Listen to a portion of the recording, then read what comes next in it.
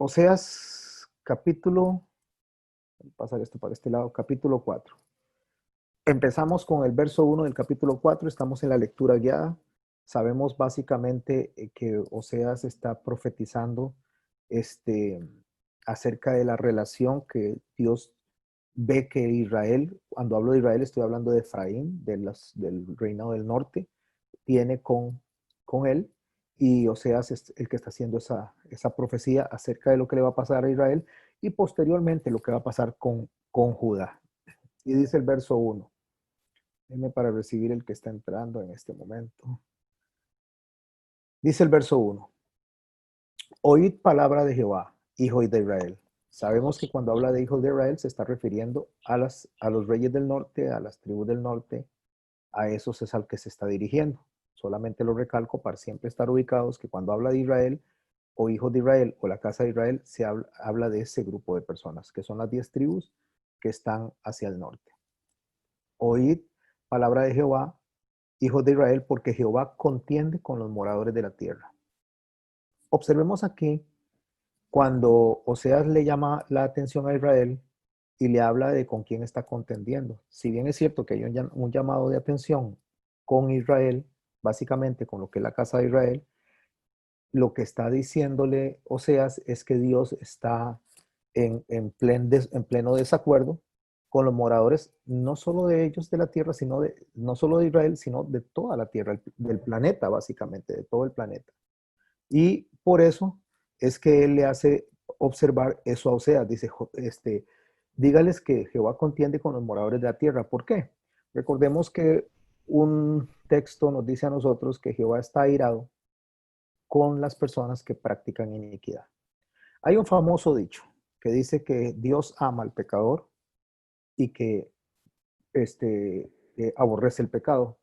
Este dicho no es bíblico, porque la verdad es que no es verdad que Dios ama al pecador y aborrece el pecado. La palabra dice muy claramente que Dios está airado con el que practica la iniquidad. O sea, con el practicante del pecado, Dios está airado todo el tiempo. Entonces, para que Dios no esté airado con la persona, con el pecador, para que Dios no esté airado de manera de que lo vea como enemigo, porque nosotros somos enemigos de Dios antes de que Jesucristo venga y nos redima, somos enemigos de Dios. Dice que Jesús vino a redimirnos para no estar en el estatus de enemigo de Dios.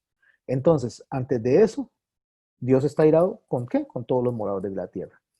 Y nosotros tenemos la bendición de Dios que cuando Jesucristo viene y nos redime y nos cubre, ya Dios no nos ve como enemigos, no porque no nos ve a nosotros y nuestro pecado, sino porque la sangre de Cristo nos cubre a nosotros y cubre nuestro pecado. Entonces ya Él nos ve a nosotros a través del lente del sacrificio de Jesucristo.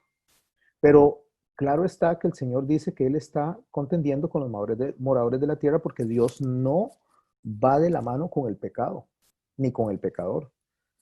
Tenemos que entender claramente que el hecho que nos acerquemos nosotros a Dios se debe única y exclusivamente al sacrificio de Cristo, a lo que Él hizo.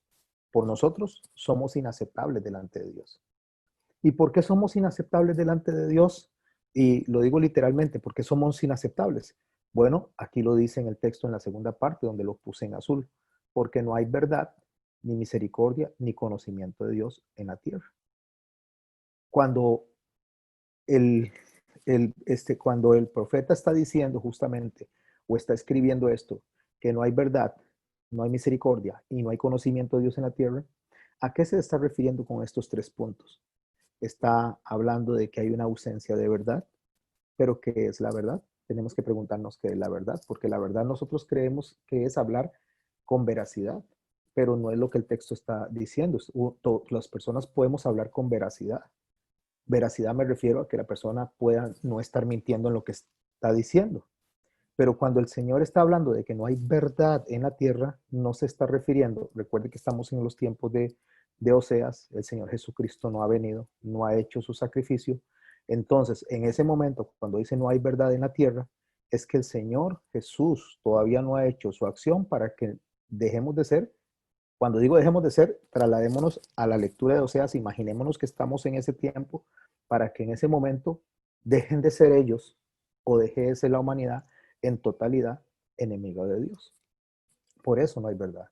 Cuando el Señor Jesucristo está delante de Pilato, recuerde lo que le dice a Pilato, le dice que él es la verdad, o sea, Pilato pregunta que es la verdad, y entonces él tiene a la verdad al frente, pero no la está reconociendo, porque la verdad en sí, hablando bíblicamente, está personificada en Jesús. Cuando yo entiendo que es el único que tiene verdad y que es verdad, hablando de su esencia, hablando de su carácter. Yo lo entiendo cuando el texto dice que todo hombre es mentiroso y solo Dios es veraz. O sea, al final de cuentas, nosotros nos vamos a dar cuenta que no hay una sola boca que hable verdad, no hay un solo corazón que hable verdad, no hay una sola mente que hable verdad. Por eso el texto dice que todo hombre es mentiroso y solamente Dios es verdad. O sea, solo Dios es veraz. ¿A qué se refiere? Justamente a su esencia perfecta, santa, sublime. Y eso no está en la tierra en ese momento que Oseas está hablando. Está tal vez Dios, está el Espíritu Santo operando en el profeta, pero la conversión permanente en la cual el hombre está atado no se da hasta que Jesús viene, muere y resucita. No hay misericordia, ¿por qué? Porque justamente uno de los textos que el Señor nos refiere cuando le dice a ellos, vayan y aprendan lo que es misericordia, hablando de los fariseos, Él viene y los remite es a Oseas, porque Oseas es el libro 100% de misericordia, y lo vamos a ver conforme vayamos avanzando. Pero una vez que hay desconocimiento de la verdad, porque no se tiene a la verdad, y una vez que hay una, una no práctica o falta de practicar la misericordia, justamente se debe a la falta de conocimiento en Dios, que es el tercer punto que él dice. ¿Y qué es el conocimiento de Dios? El conocimiento de Dios, Jesús lo dijo de una manera muy fácil y muy clara. Dice que la vida eterna consiste en conocer al Padre y conocer al Hijo. El conocimiento no es un asunto intelectual, el conocimiento no es un asunto de capacidad de razonamiento, el conocimiento es relación. O sea, la relación con Dios, esa intimidad estaba haciendo falta, y de ahí que va a venir el cautiverio de estas personas en el siglo VII antes de Jesús. Y posteriormente, 200 años después, el cautiverio de la gente de Judá, justamente por la forma en que ellos actúan. ¿Cómo actúa el pueblo? ¿Cómo actúa la gente? ¿Cómo actúan las personas de la tierra? En el verso 2 nos aclara Oseas: perjuran, mienten, matan, hurtan, adulteran, prevalecen, y homicidio tras homicidio sucede. O sea, esa es la maldad que está en el corazón del ser humano.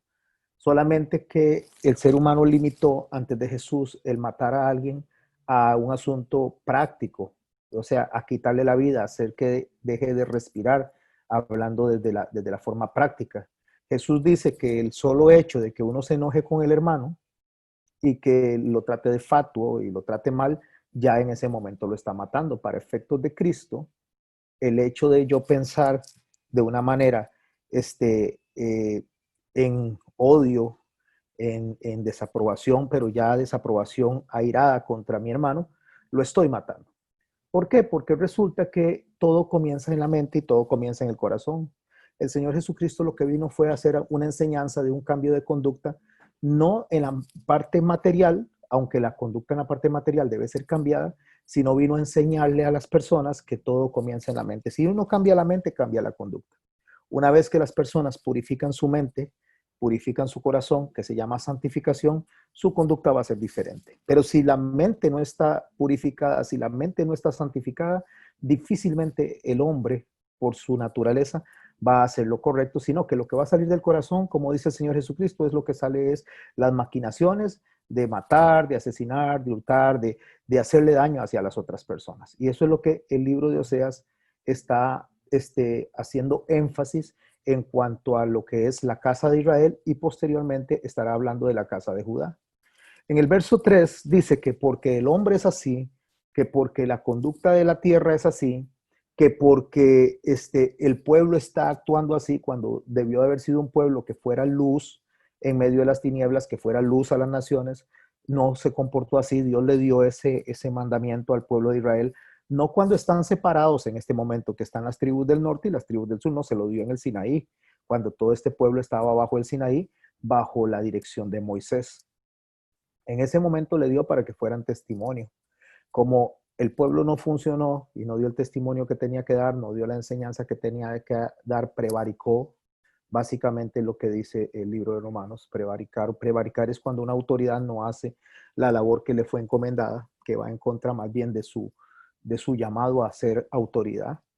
El pueblo hace prevaricato y las naciones fallan porque quien tenía que ser la luz, quien tenía que ser la guía, falló. En este caso, Israel como ente completo, como las tribus completas, como pueblo escogido de Dios.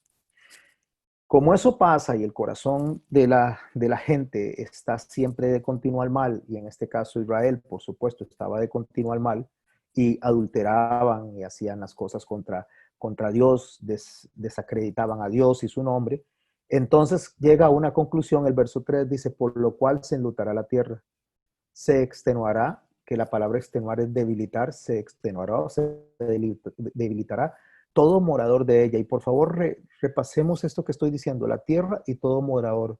Esto es importante porque el libro de Oseas, aunque está haciéndole un llamado de atención al pueblo de Israel y especialmente a las tribus del norte, también está viendo la afectación hacia todo ser humano, a todas las personas que habitan la tierra.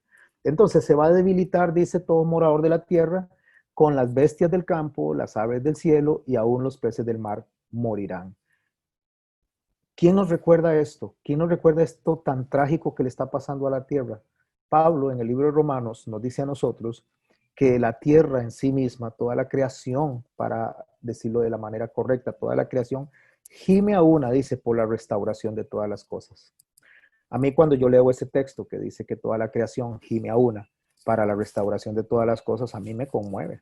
Me conmueve ver cómo el planeta, cómo las montañas, los animales, las aves, todo el entorno de la tierra de la creación está llorando y gimiendo para que Jesús venga y restaure todas las cosas. Y cómo el ser humano que se supone tiene esa conexión con Dios, es semejante a Dios y tiene el Espíritu de Dios que habita en él, no gime como gime la naturaleza.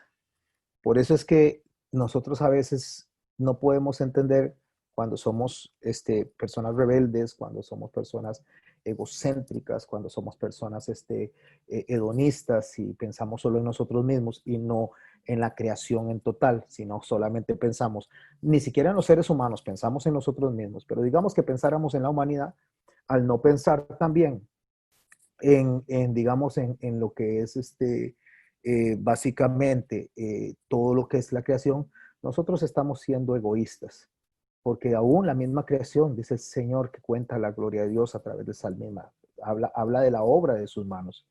Nosotros debemos de pensar y nosotros debemos de ubicarnos siempre de que nosotros somos parte de un todo. Si bien es cierto que Dios mora en nosotros como iglesia, y que hay otras personas que Dios va a rescatar, también la creación. Cuando yo me doy cuenta de la importancia que tiene la creación, que es lo que está mencionando aquí justamente Oseas en el verso 3, cuando yo recuerdo las palabras que le dice Dios a Jonás, donde Dios le dice a él que cómo es que él no tiene compasión de las personas, que eran 120,000 personas en Nínive, ni de los animales. Yo creo que nosotros debemos de ser un poquito más conscientes de lo que nos rodea. Hay personas que no valoran a la naturaleza porque pensamos que estamos desligados o desasociados de la naturaleza. Y aún en la naturaleza nosotros podemos ver la obra de Dios, podemos ver a Dios hablando a través de los animales, a través de las plantas, a través del viento, a través de las estrellas, porque ellos están predicando lo que nosotros no predicamos. Por eso es que él dice que se enlutarán justamente las bestias del campo, las aves del cielo, los peces del mar, y morirán porque es parte de lo que quedó atado a la caída del hombre. Con la caída del hombre se vino todo lo que el hombre administraba, que era la creación. El verso 4 continúa diciendo, y lo subrayo en rojo, porque ahí es donde el Señor hace una advertencia y llama la atención a través de Oseas a ese pueblo y le dice, ciertamente hombre no contienda ni reprenda al hombre. Lo que Dios le está diciendo a través de Oseas a la humanidad y en particular al pueblo de Israel y a las naciones que les está llamando la atención, es que dejen de echarle la culpa al hombre, que el hombre le eche la culpa al hombre, que el hombre le eche la culpa a este, porque en realidad este es un problema que va más allá del hombre, es un asunto que va dentro de la soberanía de él. Me acuerdo cuando leo esto, la forma en que Habacuc se dirige a Dios cuando Dios le dice que va a traer a los caldeos para que se los lleven en cautiverio. Y Habacuc le dice, pero voy a parafrasear la historia porque no lo tengo en memoria, pero Habacuc le dice a él, a Dios le dice, pero ¿cómo es que el malo va a capturar al bueno? O sea, que el malo va a agarrar y va a poner como si fuera la conquista del hombre, como si fuera un pescador tomándose una foto. Y Dios le dice que sí, que eso es lo que va a pasar, porque él lo decidió en su soberanía. Cuando él viene y le dice eso a Habacuc, una de las cosas que Habacuc llega a entender es que en la soberanía Dios va a hacer que ellos se vayan en cautiverio, sea por razón de castigo, sea por razón de juicio, sea por razón de protección. Y ahora voy a explicar por qué digo por razón de protección. Es el Señor y el Señor tiene pensamientos más allá de los nuestros. Entonces ahí es donde Dios viene y manifiesta su soberanía diciendo, no le echen las culpas a nadie, o sea, yo soy el que hago todo. Si nosotros analizamos las palabras del Señor que le dice justamente a este pueblo a través de Oseas esto, nosotros podemos pensar que ni siquiera Satanás tiene ni se sale de la soberanía de Dios. Cuando está Satanás delante de Dios hablando de Job, no lo pudo tocar hasta que Dios no le dio permiso. Cuando Jesús va caminando por Gadara y ve a aquel endemoniado y le saca a los demonios, ellos tuvieron que pedirle permiso a Dios, a Dios, pues, a Jesús, que es Dios, tuvieron que pedirle permiso para caer sobre el acto de cerdos, porque ni siquiera el enemigo puede moverse si no tiene la autorización de Dios. Por eso es que Dios le dice, ciertamente el hombre no contienda con el hombre, no reprenda al hombre. A veces nosotros somos muy dados a estar reprendiendo al hombre por las cosas que pasan a nivel mundial. Pero si no fuera porque Dios quiere, no pasarían. Ahora, nosotros no tenemos que defender a Dios. A veces queremos defender a es que Dios es muy bueno, es que Dios es un caballero, y les aconsejo que se quiten esa frase de que Dios es un caballero, porque esa frase es humanizar a Dios. Dios no es un caballero. Dios es soberano, Dios es el Altísimo, Dios es el Todopoderoso. Él hace como quiere, Él quita reyes, Él pone reyes. Entonces, nosotros darle cualidades y atributos humanos a Dios es no entender cómo funciona Dios. Dice, yo tengo misericordia de quien tenga misericordia y tengo compasión de quien tenga compasión. O sea, Dios en su soberanía, Él actúa como quiere, y decía Nabucodonosor que ¿quién le puede decir a Dios qué hacer? O sea, ¿quién le puede mandar a Dios qué hacer? Por eso Job le dijo a su mujer, le dice, recibiremos de Dios lo bueno y no lo malo. Por eso es que llegó en un momento David y llegó a concluir, a decir, me fue necesario ser humillado. ¿Quién lo humilló? Dios mismo para rescatarlo. Entonces nosotros debemos dejar de estar tratando de defender a Dios y tratando de usar los textos bíblicos para darle a Dios un atributo, o mejor dicho, una connotación que Él mismo no se está dando. Y cuando les digo que los pensamientos de Dios son diferentes, vea cómo se utiliza el pasaje de Jeremías cuando el Dios dice a través de Jeremías, mis pensamientos son de bien para ustedes. Mis pensamientos son de bien, y resulta que eso se utiliza de una manera humanizada y humanizando a Dios. Porque si usted se va al texto, cuando Jeremías dice eso, están siendo llevados en cautiverio por 70 años a Babilonia. Y entonces Dios le dice, mis pensamientos son de bien para ustedes. Pero no les está hablando que los va ni a liberar del cautiverio, más bien se los está llevando y los está castigando por lo que sucedió anteriormente cuando él le dijo a Joacim que iban a ser capturados, y Joacim vino y rompió los rollos, desafió a Dios de una manera tan, tan increíble que Dios le quitó la posibilidad a Joacim y a toda su descendencia de sentarse en el trono de Judá. Hasta ahí llegó la posibilidad, quedó descalificada esa familia para eso.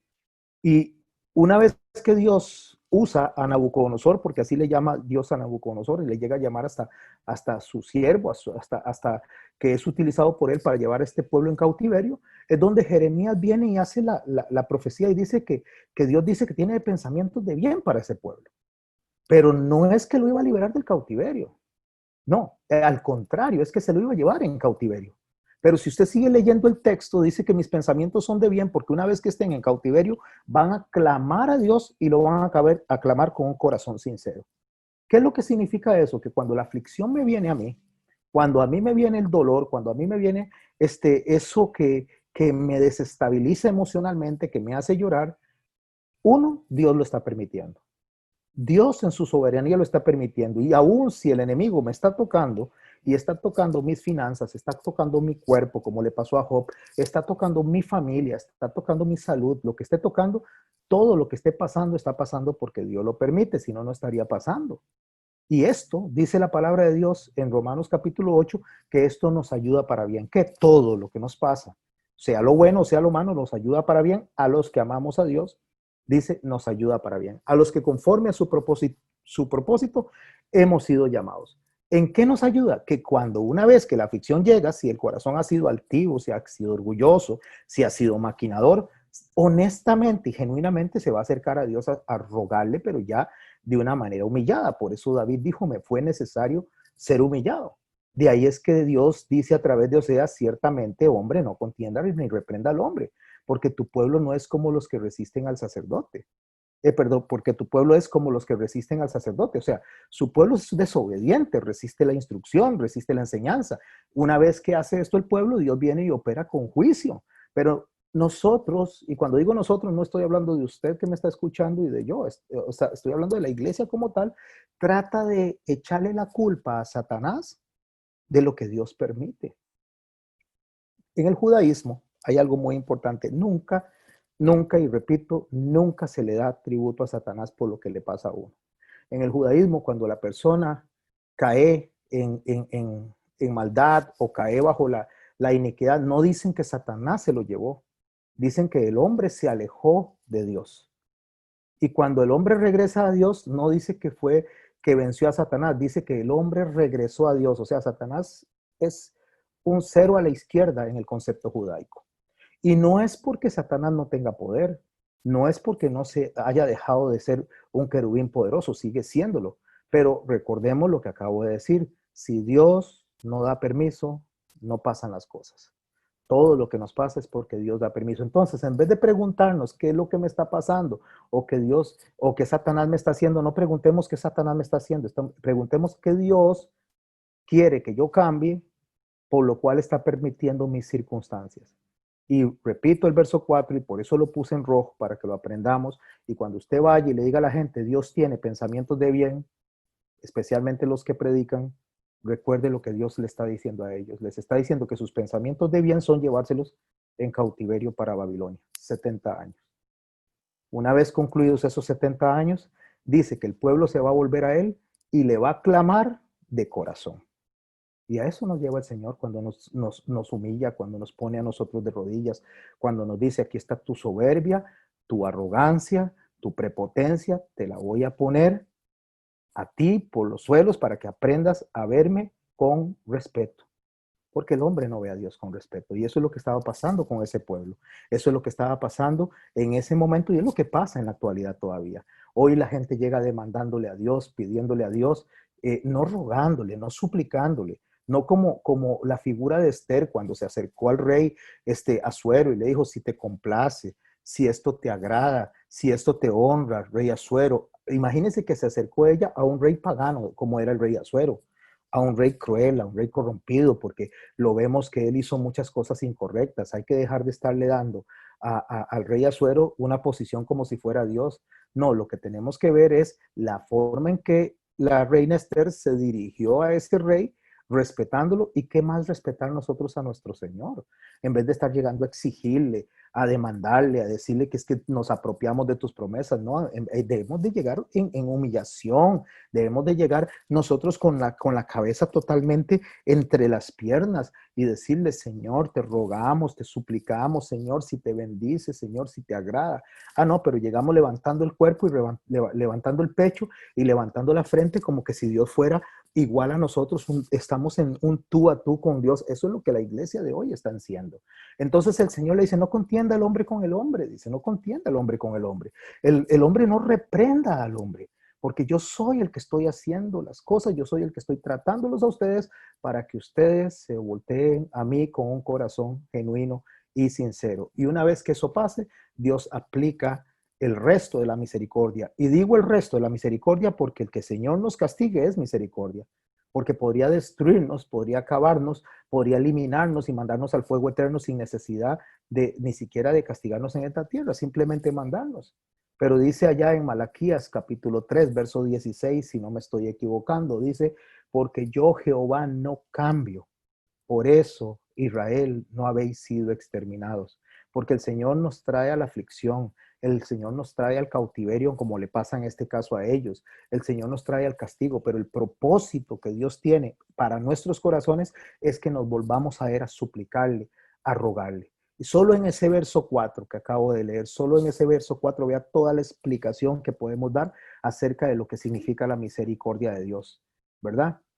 Ahora dice el verso 5, hablándole a ellos, una vez que el Señor dice que va a hacer ese juicio, que va a hacer esa forma de proceder con ellos, de la misma manera que debía de hacerlo Oseas, pero Oseas le dice que no lo haga con la esposa, que la perdone, que la vaya a buscar para que Oseas vea lo que él está sintiendo, porque aunque merece juicio, aunque merece un castigo, resulta que lo que el Señor está diciéndole a Oseas es que nosotros merecemos ser castigados, pero que la misericordia de Él se antepone al juicio.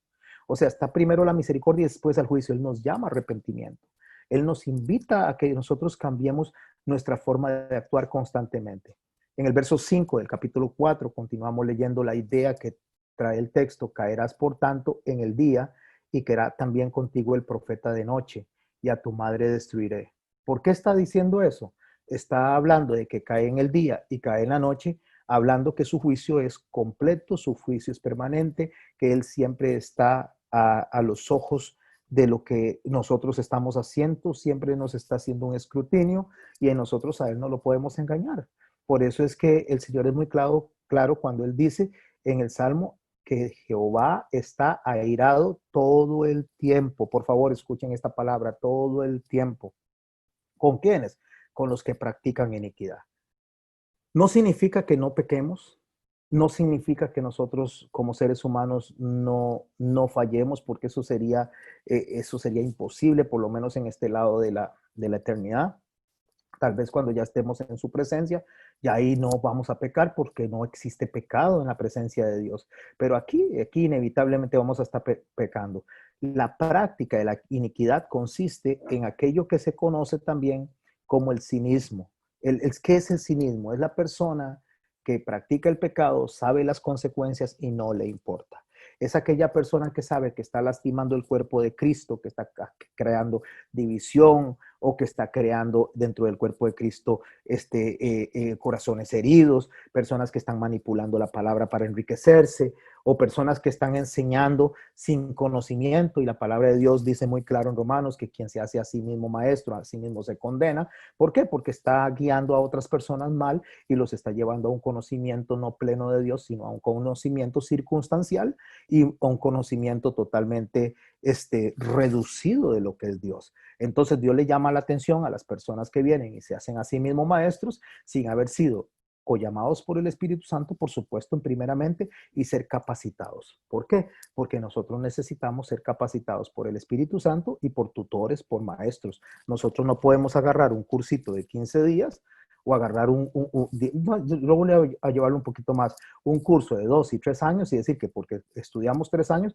ya nosotros tenemos todo el conocimiento del Señor. Imagínense que hay personas que estudian 3 años, 2 años o 1 año e increíblemente se creen que ya se sabe todo, y digo se creen porque ninguno, por lo menos yo no creo que yo sé todo jamás, y me falta muchísimo por aprender, que en 3 años van a poder aprender lo que se escribió en 1600 años. 1600 años de 40 escritores poniendo eso en la Biblia y ya se cree que se sabe todo.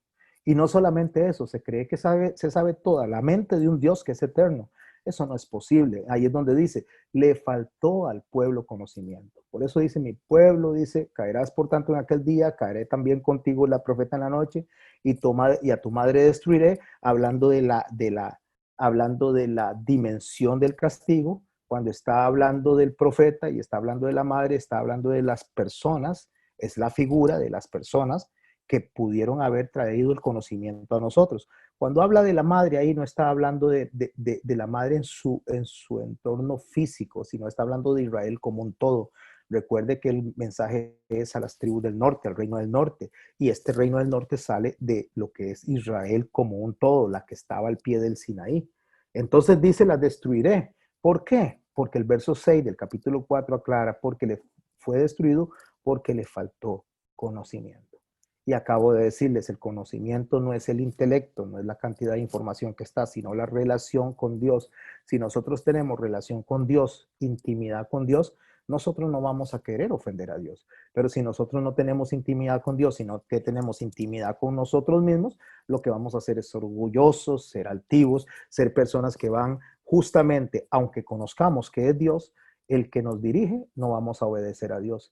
Recuerde que la palabra de Dios dice que los demonios creen y tiemblan. Pero ¿por qué el Señor dice que debemos de creer en el Señor Jesucristo y para ser salvos? ¿Por qué nosotros creemos creer en su nombre para nosotros pasar de la muerte a la vida?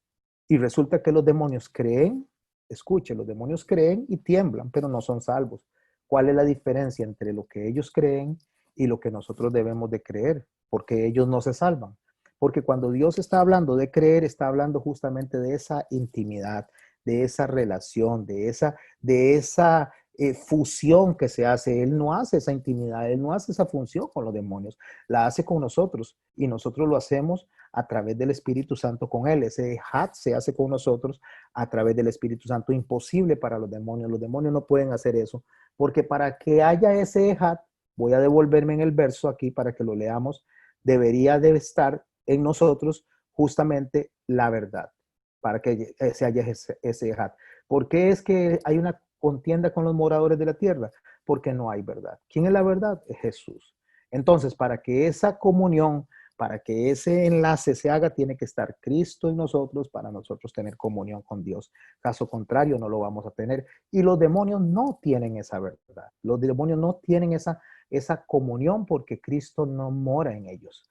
Por eso es que el Señor nos habla muy claro a nosotros que tenemos que tener ese conocimiento, y ese conocimiento no viene de usted ni de mí, viene de Dios a través del Espíritu Santo. Pero, ¿qué es lo que pasa con un creyente, hablando en este caso del pueblo, cuando no quiere hacer caso? Y entonces Dios le llama la atención de la siguiente manera en la segunda parte del texto. Y leo a partir del verso 6 de nuevo. Mi pueblo, ¿por qué es mi pueblo? Porque está en mí, porque está unido a mí. Fue destruido porque le faltó conocimiento. Por cuanto desechaste el conocimiento. ¿Qué es desechar el conocimiento? La intimidad, esa relación, esa comunión con Dios. Yo te echaré de tu sacerdocio, es de la forma en que usted tiene que enseñar. Yo no le voy a permitir que lo haga porque con ese corazón que no me ama, usted va a enseñar mal, entonces yo lo voy a quitar. Y te olvidaste. Esta palabra olvidaste es del hebreo shaka. Y este olvidarse no es un olvidarse de que usted iba caminando y por descuido se le pasó por alto lo que tenía que hacer y usted dice, uy, mira, se me olvidó, tenía que pagar la luz y no la pagué. No es ese olvidarse, no es el que en un momento usted se descuidó. Este shaka que está aquí no es un olvido involuntario, es un olvido intencionado. Es pasar por alto la instrucción de Dios a sabiendas de que lo que estoy haciendo a Dios no le está agradando. Entonces, cuando dice que no hay intimidad, que no hay relación entre Dios y estas personas, o hablemos de una persona, imaginemos que es un individuo, es porque le está diciendo que intencionalmente lo está haciendo. ¿Por qué? Porque si es su pueblo, si fue sellado por el Espíritu Santo va a estar redarguyendo el corazón y le va a estar diciendo, por ahí no vaya, por ahí no camine, pero nosotros podemos obedecer el redarguir del Espíritu Santo, podemos rechazarlo, porque esa es la posibilidad que Dios nos da. Recuerde que la salvación se divide en 3 puntos. Voy a explicar esto, aunque ya lo he explicado, hasta que se grabe en nuestra memoria. La gente por lo general confunde. Algunos dicen que la salvación no se pierde porque no conocen el concepto de salvación. Otros dicen que la salvación es para siempre sin importar lo que nosotros hagamos, porque tampoco conocen el concepto de salvación, porque están hablando de justificación y le están llamando salvación. La salvación se divide en tres tantos. La primera es justificación, ya lo había dicho en otras clases, pero lo repito por aquellos que están escuchándolo aquí o después en su casa.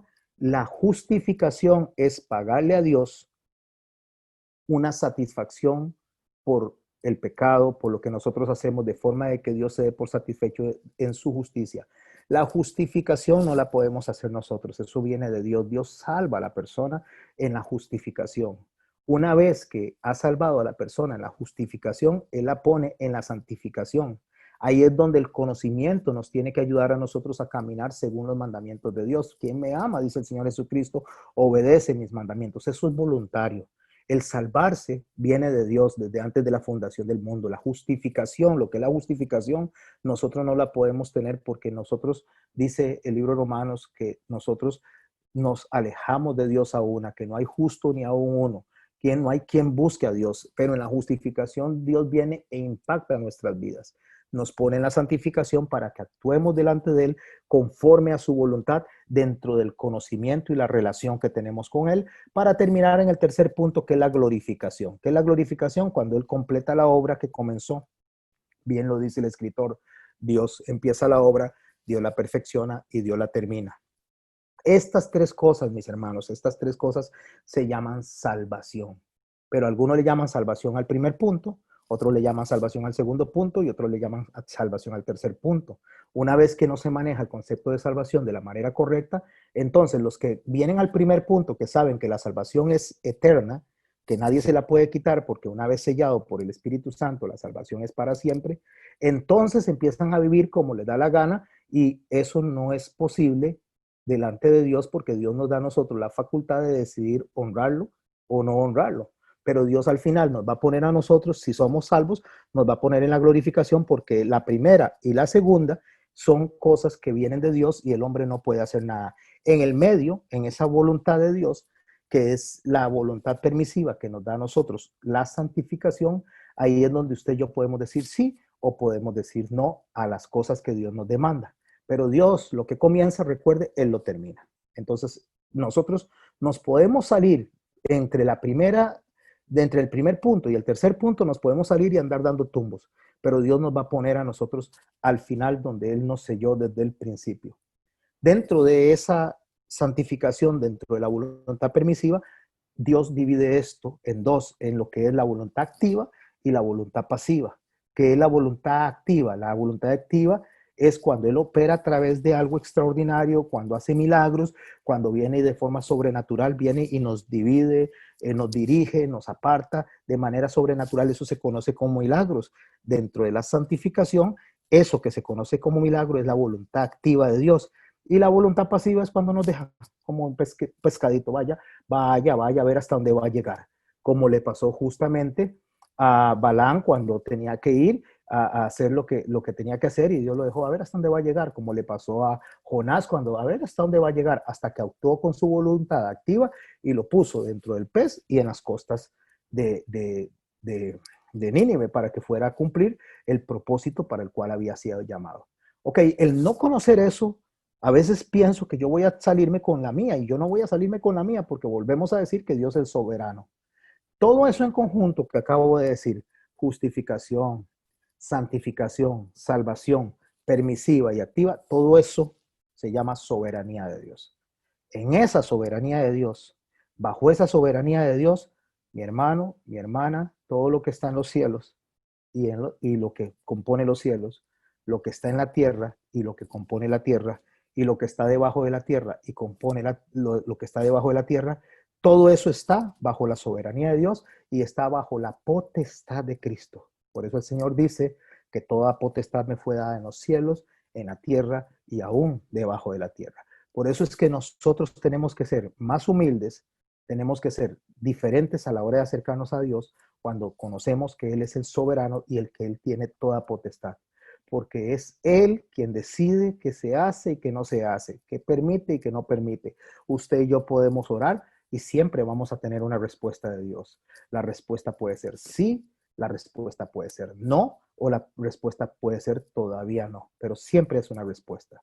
Nosotros nunca vamos a poder torcerle el brazo a Dios porque Él va a ser como Él quiere. Y tal vez pedimos algo conforme a su voluntad y Él nos dice sí. Tal vez pedimos algo conforme a su voluntad, pero a destiempo y Él va a decir espere. O tal vez pedimos algo que no es conforme a su voluntad y Él nos va a decir no.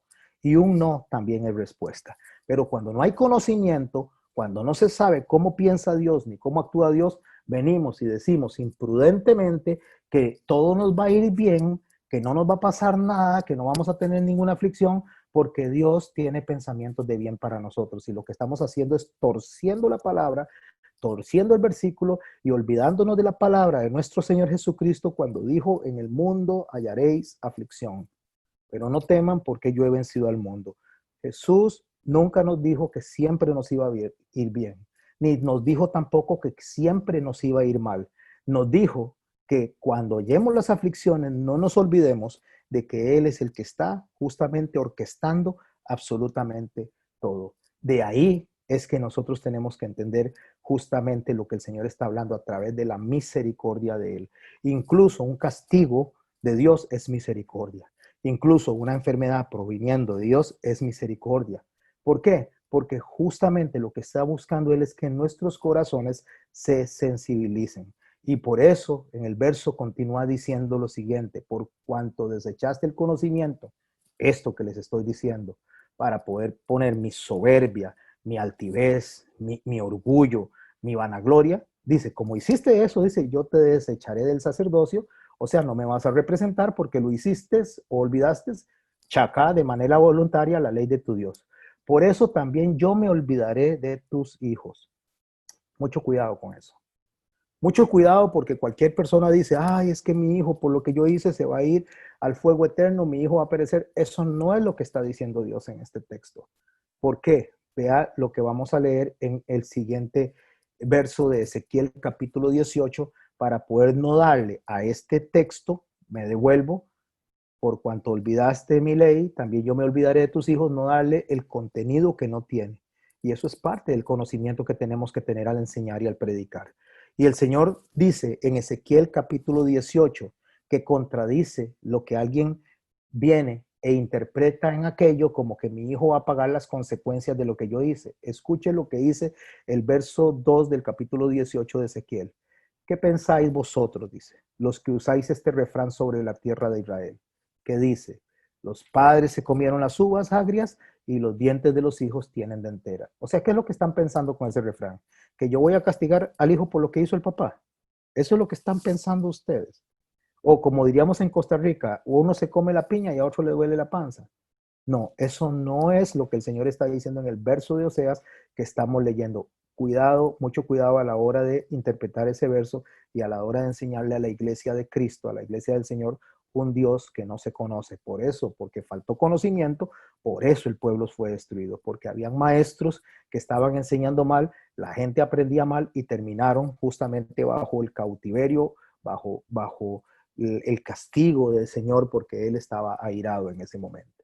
Pero el Señor sigue diciendo en Ezequiel 18, vivo yo. Eso es como ponerle la firma, como decir, yo soy el que lo digo, sobre mí no hay nadie, nadie puede quitar mi palabra, así que yo soy el soberano, yo soy el que controla todo, yo controlo tu justificación, tu santificación y controlo tu glorificación, yo soy el dueño y señor de lo que está en los cielos, en la tierra y bajo la tierra, entonces vivo yo el soberano, yo, vivo yo, dice el Señor Jehová, que nunca más tendréis que usar este refrán en Israel. O sea, no voy a permitir que lo sigan diciendo y les voy a decir por qué. Y aquí todas las almas son mías, dice. Todas las almas son mías. Como el alma del Padre, así el alma del Hijo es mía. O sea, me pertenece el alma del Padre y me pertenece el alma del Hijo. El Hijo no le pertenece al Padre. No es lo que el Padre hace lo que define a dónde va a ir el Hijo, ni es lo que el Hijo hace lo que define a dónde va a ir el Padre, porque los dos me pertenecen. Y para aclarar esto, se los voy a decir de esta manera, lo que está básicamente diciendo Dios en el texto de Ezequiel. Y por eso lo puse en amarillo. El alma que pecare, esa morirá. O sea, yo no voy a castigar a uno de ustedes por lo que hizo su hijo, o yo no voy a castigar a su hijo por lo que hicieron ustedes. Entonces, ¿qué es lo que está diciendo Dios aquí atrás? Cuando dice que me olvidaré de sus hijos. Porque ustedes se olvidaron de mi ley, yo me olvidaré de sus hijos. Continuamos leyendo y voy a leer otro contenido para que podamos ir aprendiendo de eso. Seguimos en Ezequiel, pero ahora en el verso 20 del capítulo 18. El alma que pecare, esa morirá. El hijo no llevará el pecado del padre, más claro no está. Ni el padre llevará el pecado del hijo. La justicia del justo será sobre él y la impiedad del impío será sobre él. El Señor lo que está diciendo es cada quien va a llevar sobre sus hombros su propio pecado. Nadie tiene la culpa del pecado del otro. Ahora veamos lo que dice en el verso Pastor, 30. Sí, pastor, y cuando se habla que las maldiciones que son generacionales, que hasta la tercera, cuarta, no es lo ahí mismo. va, ahí vamos a llegar todo lo mismo, Ania. Lo tengo, creo que 2 o 3 cuadritos adelante Ah, ok, ok. para explicar, no, pero gracias por la pregunta, pero para explicarles porque el Señor cuando habla de las maldiciones generacionales no está hablando de la maldición, sino de su bondad. Ahorita se los leo. Por tanto, dice el verso 30, por tanto yo juzgaré a cada uno según sus caminos, o sea, a cada uno. Yo voy a juzgar a Ania según lo que Ania haga, yo voy a juzgar a los hijos de Ania según lo que los hijos de Ania hagan, yo voy a juzgar a José Garmendia por lo que él hace y voy a juzgar a su hijo por lo que él hace o a sus hijos por lo que él hace. Eso no nos quita una responsabilidad de enseñarle a nuestros hijos de la palabra del Señor, porque nosotros somos responsables, pero la decisión al final es de ellos. Y alguien dirá, pero entonces, ¿qué es lo que hacemos? Porque es que hay padres que enseñaron a sus hijos en la Torá, enseñaron en los mandamientos del Señor y se terminaron perdiendo. ¿Tienen la culpa los papás de eso? No, aquí lo dice, por tanto yo juzgaré a cada uno según sus caminos. Pero también hay padres que hicieron lo incorrecto y sus hijos terminaron agradando a Dios. ¿Por qué? Porque por tanto yo juzgaré a cada uno según sus caminos. Es lo que el Señor está diciendo. Porque si nosotros echáramos la culpa al papá por lo que hizo el hijo, creo que el más culpable de todo alrededor del mundo de lo que está pasando sería Dios entonces. Y sería Dios porque Dios es el Padre que estaba enseñando a Adán y estaba enseñando a Eva, y Adán y Eva le desobedecieron, hicieron lo incorrecto. Y estamos hablando que el Dios soberano, el Dios bondadoso, el Dios generoso, el Dios majestuoso, no se equivoca. Se equivocó Adán y se equivocó Eva. Y Dios no tiene la culpa por la decisión que tomaron Adán y Eva. Entonces, repito de nuevo el verso 30. Por tanto, yo juzgaré a cada uno según sus caminos, o casa de Israel, dice Jehová el Señor. Creo que esto es más claro que nada. Convertidos, dice, o sea, arrepiéntanse y apartados de vuestras transgresiones y no será la iniquidad causa de ruina. O sea, usted tiene la culpa de lo que usted hace. No le eche la culpa a otros hombres, no juzgue a otros hombres, no contienda con otros hombres. Cada uno de ustedes verá qué decide. Y el verso 31 dice, echad de vosotros todas vuestras transgresiones con que habéis pecado y haceos un corazón nuevo, un espíritu nuevo. Y pregunta el Señor, porque lo que está llamando es al arrepentimiento. Pregunta el Señor con majestad, con bondad y con misericordia. ¿Por qué moriréis, casa de Israel? O sea, ¿por qué tienen que morir si ustedes saben lo que tienen que hacer? ¿Por qué tienen que perecer? ¿Por qué tienen que terminar allá si ustedes saben lo que tienen que hacer? Es como que usted le diga a su hijo o a su hija, hágame chiquito el favor y acomode el cuarto. Yo cuando yo regrese del trabajo, usted tiene que tener listo el cuarto. Y cuando regresa no lo tiene listo y lo castigó. Al día siguiente, usted le dice, bueno, cuando regrese tenga la ropa recogida, la ponga en la canasta y acuérdese que ayer lo castigué. ¿Por qué tengo que castigarlo todo el tiempo? No es necesario eso, solo actúe correctamente. Ese es el pensamiento que Dios está teniendo. Y entonces ahí es donde Dios dice, porque no quiero la muerte del que se muere. Porque no quiero la muerte del que muere. ¿Por qué? Porque muerte, nosotros hemos entendido en nuestro idioma greco-romano que muerte es dejar de respirar.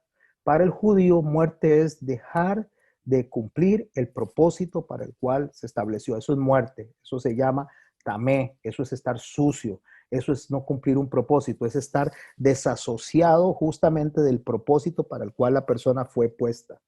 Entonces, él no quiere que las personas sean desechadas, que sean apartadas del propósito del que muere. ¿Por qué? Porque se están apartando. Dice Jehová el Señor, convertidos, dice, conviértanse, arrepiéntanse pues y viviréis. Arrepiéntase y viviréis. Continuamos leyendo porque es un todo. Éxodo capítulo 20, para poder entrar en la mente justamente de Dios y entender lo que está diciendo en Oseas.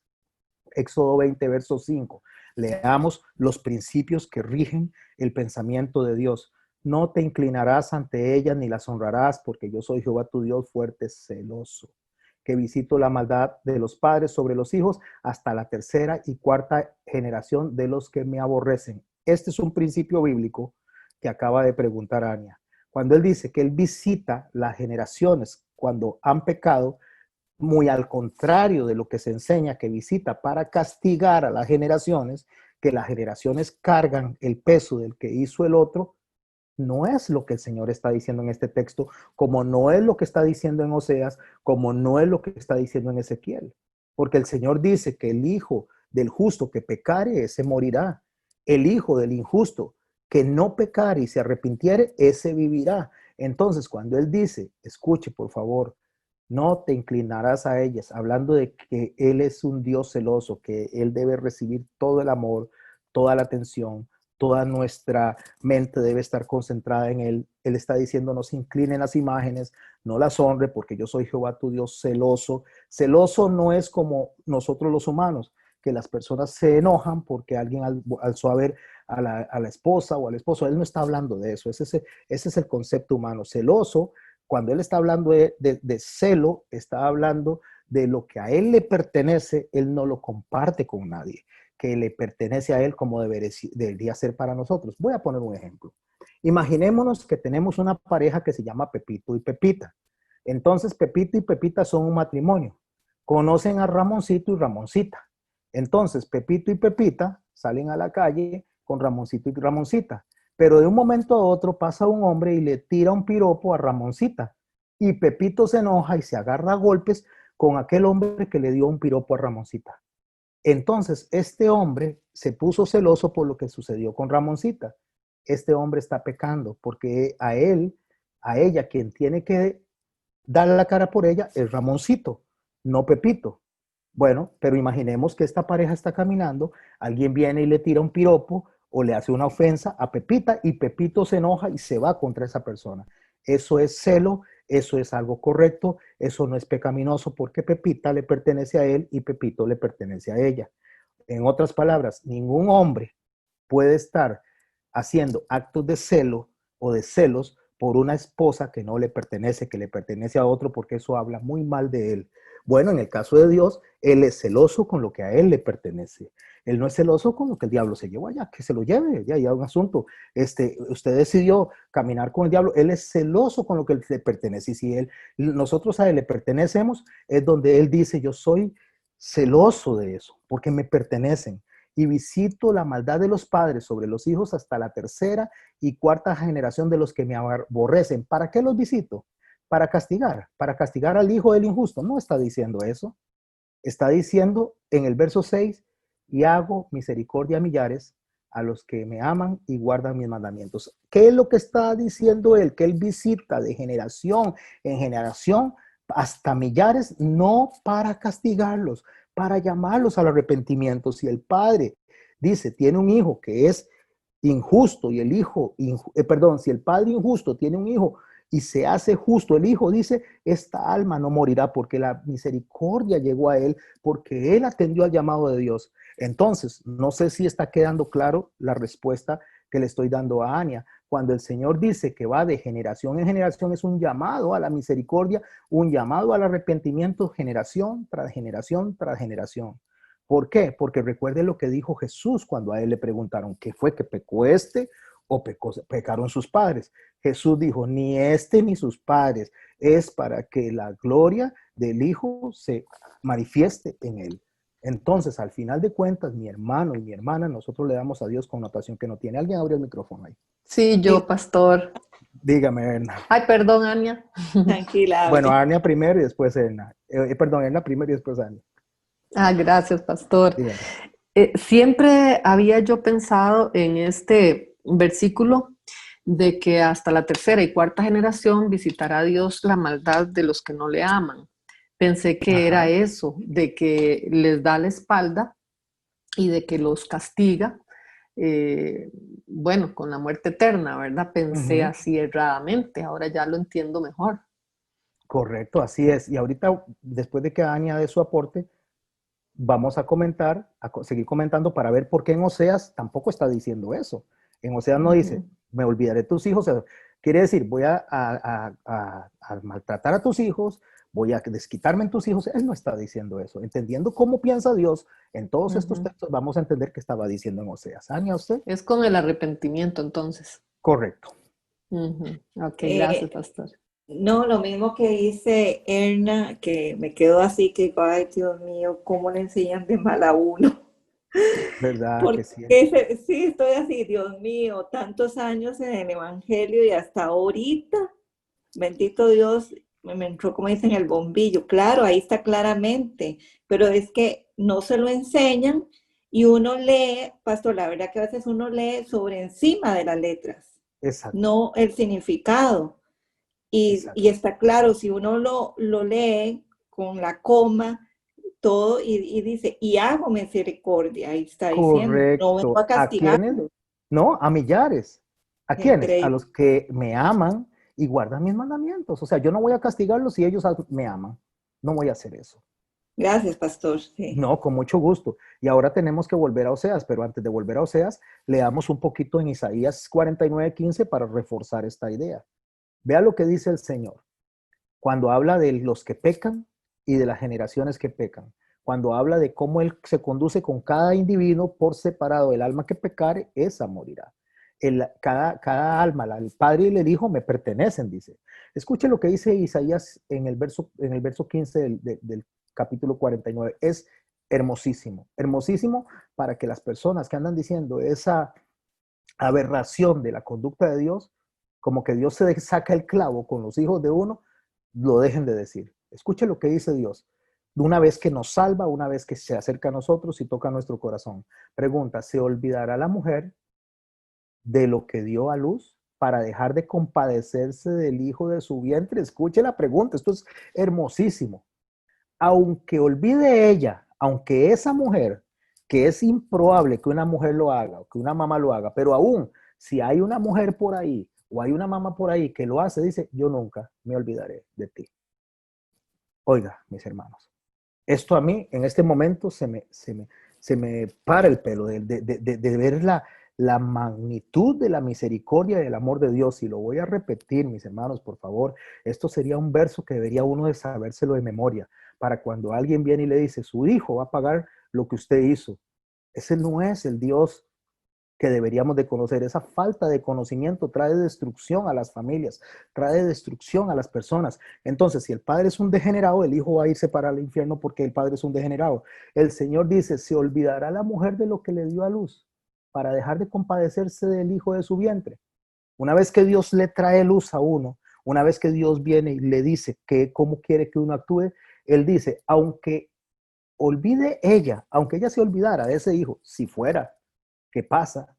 Que es muy poco probable, sí se da, pero casi nunca se da, pero si se da que en 1.000.000 o en 7.000.000.000 de personas, tal vez una que otra o unas cuantas hacen eso, yo, dice el Señor, yo nunca, nunca me olvidaré de ti. Por eso es que Jesús nos remite a Oseas para hablarnos de misericordia y le dice a los fariseos, vayan y aprendan lo que es misericordia, porque misericordia quiero y no sacrificio.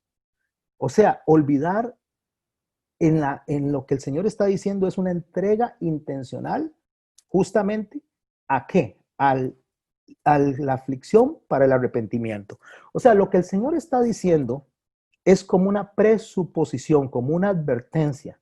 Es lo que el Señor está diciendo básicamente es esto. Vamos a imaginarnos antes voy a darles una ilustración inventada de mi cerebro, pero primero voy a darle una ilustración dada por el Señor Jesucristo. El Señor Jesucristo dice que cuáles son los mandamientos que nosotros debemos respetar. Ahí los viene diciendo en capítulo 5, capítulo 6 y capítulo 7 de Mateo, en donde él viene y hace un resumen de todo su ministerio en lo que se conoce como el Sermón del Monte. Honrarás a tu padre y a tu madre para que te vaya bien en la vida. Así como lo dice él. Ese es el mandamiento. Es específico, es claro. Pero después el Señor dice, quien ame más a su padre y a su madre que a mí, no es digno de mí. Oiga, ¿qué es esto tan raro? O sea, ¿dónde está? No entiendo. Esto se llama, digamos, en el lenguaje se llama lo relativo por lo absoluto. Así es como se llaman a la hora de usted hacer el uso de este tipo de lenguaje. Lo relativo por lo absoluto. Lo que el Señor está diciendo es, el amor que usted tiene para su papá, el amor que tiene usted para su mamá, usted debe de honrarlos, usted debe de amarlos, usted debe respetarlos. Pero aún eso debe parecer aborrecimiento comparado con el amor que usted tiene para mí. No sé si me estoy explicando con esto. Entonces el Señor en Oseas lo que le está diciendo es usando lo relativo por lo absoluto. ¿Qué es lo relativo por lo absoluto? Voy a imaginarme esto. Imaginémonos que viene uno de los hijos de ustedes y viene y se jala un tortón. Resulta que usted le dijo, mire, cuide el arroz porque voy a ir a la pulpería y ya regreso. Entonces usted se va a la pulpería, regresa y llega y encuentra el arroz quemado y la olla quemada y tiene hasta que botar la olla y usted se voltea donde el hijo y le dice, tengo ganas de ahorcarlo, tengo ganas de matarlo. La pregunta, ¿usted quiere matar a su hijo realmente? ¿Usted quiere ahorcar a su hijo realmente? Lo que le está diciendo a su hijo ahí es que usted tiene ganas de castigarlo, pero que su corazón de madre ni lo va a matar, ni lo va a ahorcar. Entonces, en lo relativo por lo absoluto, lo que el Señor está diciendo es que como ustedes se olvidaron de mí, yo podría hacer eso con sus hijos, pero más adelante vamos a empezar a leer cómo Él viene y aplica la misericordia y dice justamente que Él no va a castigarlos como merecen ser castigados porque mi corazón se hincha de compasión, dice el Señor en Oseas capítulo 11. No sé si me estoy explicando con esto. Esto es muy importante. Recuerde que es un libro poético, es un lenguaje poético, es un libro que tiene profecía y tiene poesía y no podemos agarrar la poesía sin entender el lenguaje lírico que tiene esta poesía. Porque si yo el lenguaje lírico se lo aplico como algo literal, sin entender el amor que hay detrás de ese lenguaje, mi hermano y mi hermana, estoy predicando lo que Dios nos mandó a predicar. Y por lo tanto, por falta de desconocimiento, estoy enseñando a gente, como dijo Ani ahora hace un rato, que lo había entendido durante muchos años mal y estamos poniéndole una carga a las personas que las personas no deberían de llevar. Los fariseos le ponían cargas a las personas que ellos mismos no llevaban. Y eso es lo que el Señor nos acusa a nosotros, porque el Señor jamás, y voy a repetir, jamás se sacará el clavo con otra persona de lo que uno hace. Jamás.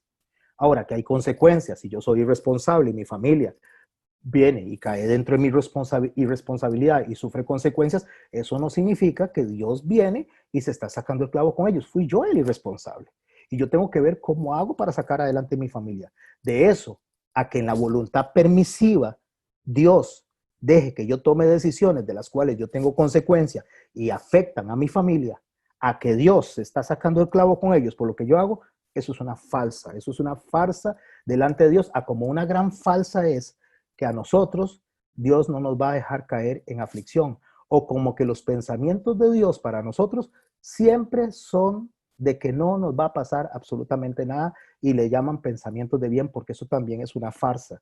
Eso es presentar a un Dios humanizado y no a un Dios soberano. El Dios soberano le dijo a la iglesia de Corinto a través de Pablo, con un hombre que no quería arrepentirse, que estaba en incesto con la madrastra, le dijo a Pablo a través del Espíritu Santo que le enviara esta carta y le dijo en la carta, entréguenle a este hombre a Satanás. ¿Para qué? Para que se pierda su cuerpo y se salve su alma. Porque Dios está interesado en nuestra alma. Y si a través de la aflicción, cautiverio, en ese caso de 70 años del pueblo de Israel, les iba a salvar para que volvieran a Él de un corazón genuino, a acercarse y clamarle y rogarle, pero realmente desde lo más profundo, de esa misma manera, nosotros somos puestos, como fue David puesto en humillación, para que le clamemos a Él de una forma genuina, íntegra y verdadera, y no por conveniencia. Entonces, eso es lo relativo por lo absoluto. Lo que Dios está diciendo es, básicamente, ese es lo que les toca, pero no va a pasar porque yo soy Dios y no soy hombre. Porque justamente es lo que dice Dios. Mi pueblo no ha sido destruido, dice, porque yo soy Jehová y no soy hombre. A ver si me estoy explicando con eso. Si tienen preguntas, entonces me las dicen. Voy a adelantarme unos capítulos hasta Oseas 11 para darle cuerpo a esto que acabo de decirles. aunque lo vamos a estudiar más adelante porque vamos por el 4, por eso lo estoy poniendo en azul, vamos a hacer un abordaje rápido de las conclusiones que va teniendo el libro dentro de este lenguaje poético. Oseas 11, le dice Dios a ese mismo pueblo al cual le acabo de leer estas advertencias.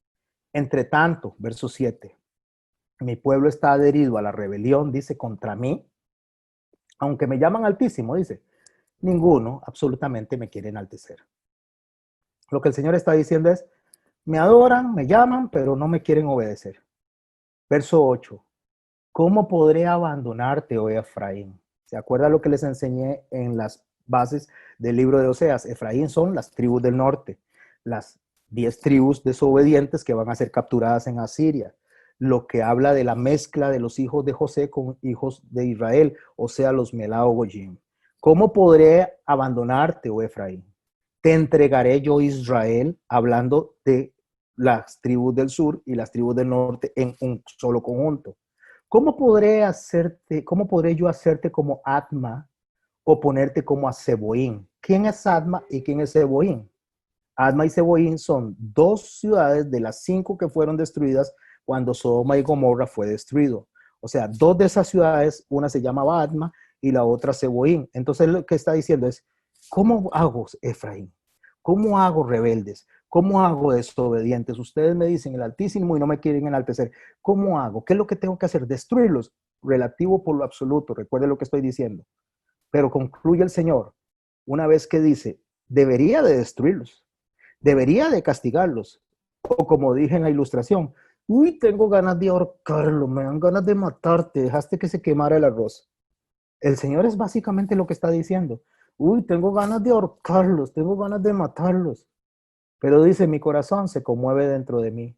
Mi alma, dice, se inflama toda mi compasión. ¿Qué es lo que está diciendo? Debería de hacer eso con ustedes. Pero yo soy un Dios de misericordia.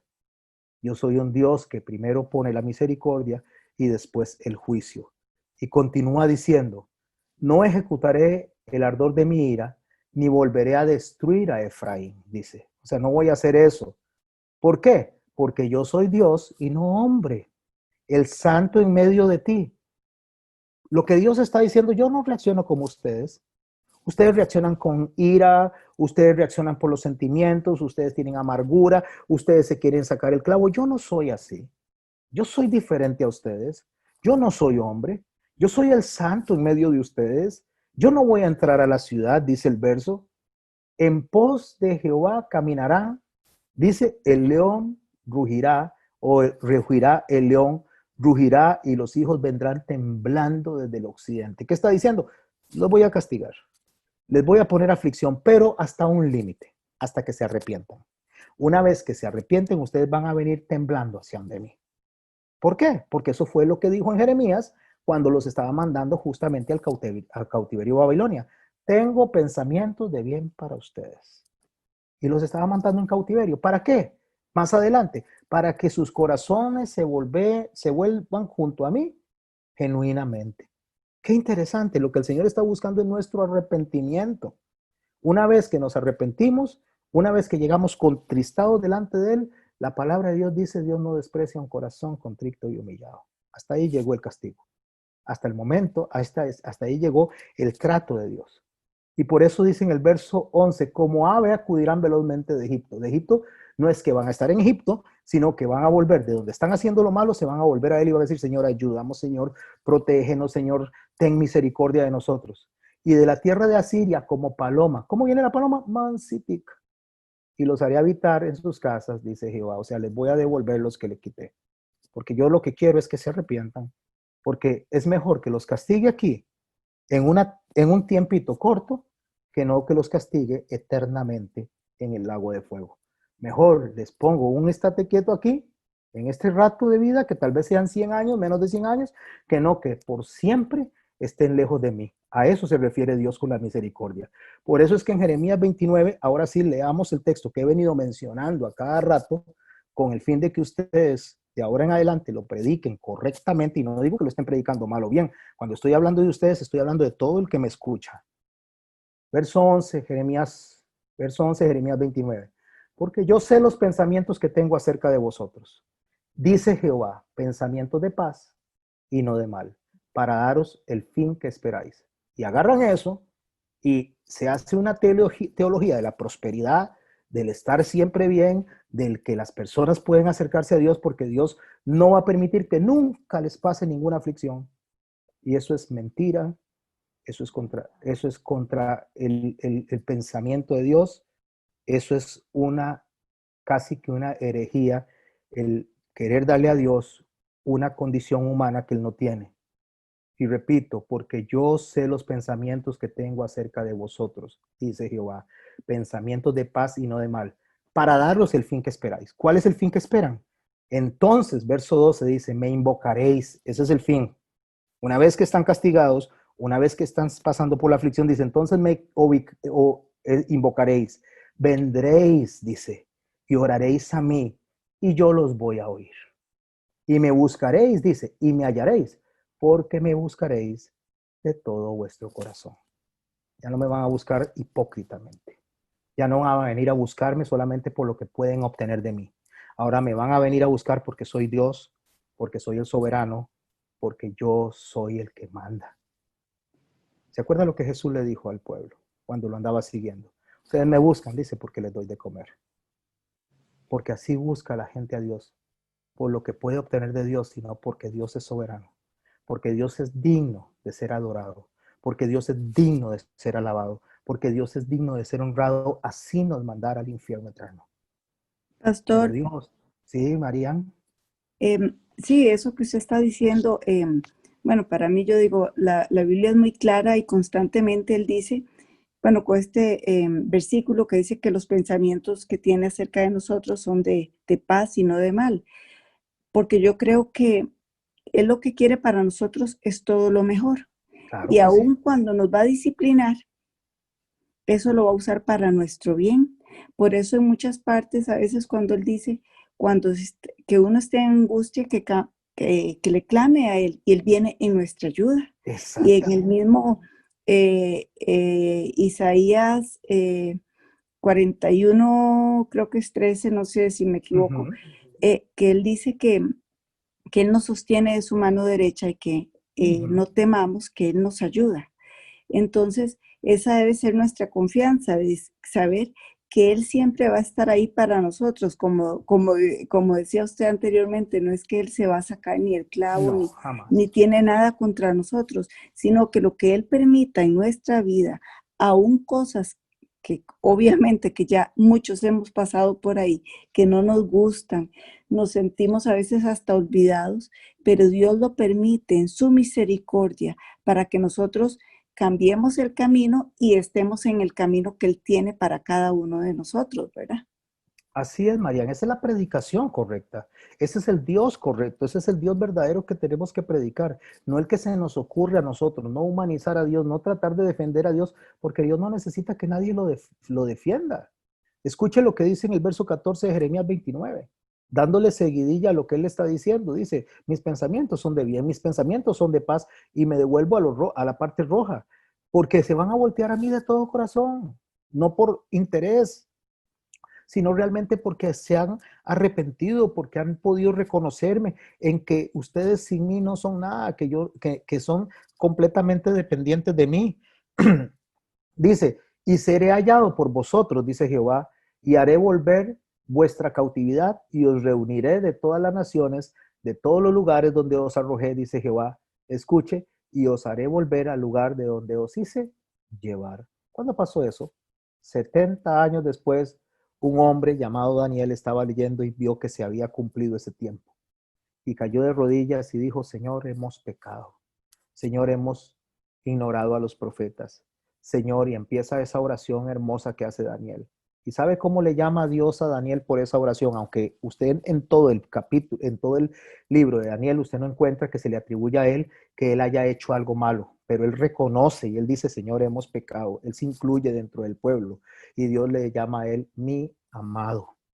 Mi amado, solo se lo dijo a él y solo se lo dijo a Jesús. O sea, es así de hermosa es la expresión que Dios hace hacia Daniel cuando le dice, mi amado. Y le voy a decir una cosa, para darle un poquito más de cuerpo a esto, vayamos a 1 Corintios, cuando les estoy hablando de esta mujer, de este hombre que tenía que ser arrojado a Satanás, para ver que el pensamiento del Señor no es igual al de nosotros. Sus pensamientos no son mis pensamientos, sus caminos no son mis caminos.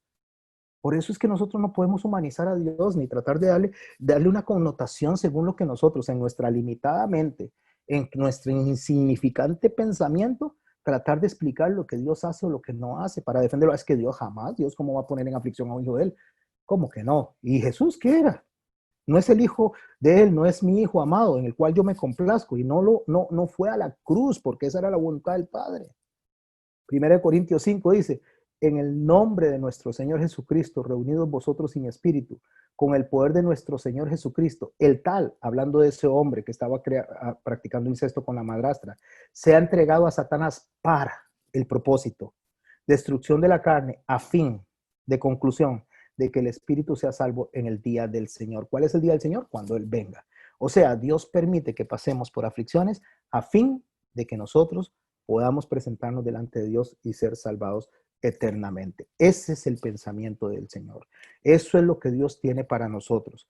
Ahora, pues lo ideal sería que no tengamos que caer en esas circunstancias de ser disciplinados, pero difícilmente no vamos a ser disciplinados porque somos seres humanos arrogantes y que pensamos que nosotros, cuando estamos un poquito bien, cuando nuestra economía está un poquito bien, cuando nuestra salud está un poquito bien, incluso cuando tenemos un poquito de conocimiento, ya ahora somos los máximos. Ahora sabemos tanto de Dios que no necesito ya seguir aprendiendo del Señor. ¿Por qué? Y ahí es donde el Señor me dice que antes de la caída está la altivez y el orgullo del espíritu. Porque cuando nos sentimos que somos lo máximo, el Señor nos dice, ahora sí, se salieron justamente de la dirección que les di. Porque nosotros siempre vamos a ser dependientes de Dios. O sea, esto de Oseas se está dando en un entorno del anuncio para el cautiverio. ¿Para el cautiverio dónde? Dentro de los asirios. ¿Quiénes son estas? Las tribus del norte. ¿Las tribus del norte ya regresaron a Israel? No, y regresó solamente la tribu de Judá y Benjamín. Pero ¿qué fue lo que pasó? Que si ellos se hubieran quedado, ellos hubieran sido exterminados. Una vez que Dios permite que sean dispersados entre las naciones, pasan dos cosas. Una, que no son exterminados todavía, está las tribus mezcladas entre toda la humanidad, entre todas las naciones, y el mensaje del Señor está llegando a todas las naciones.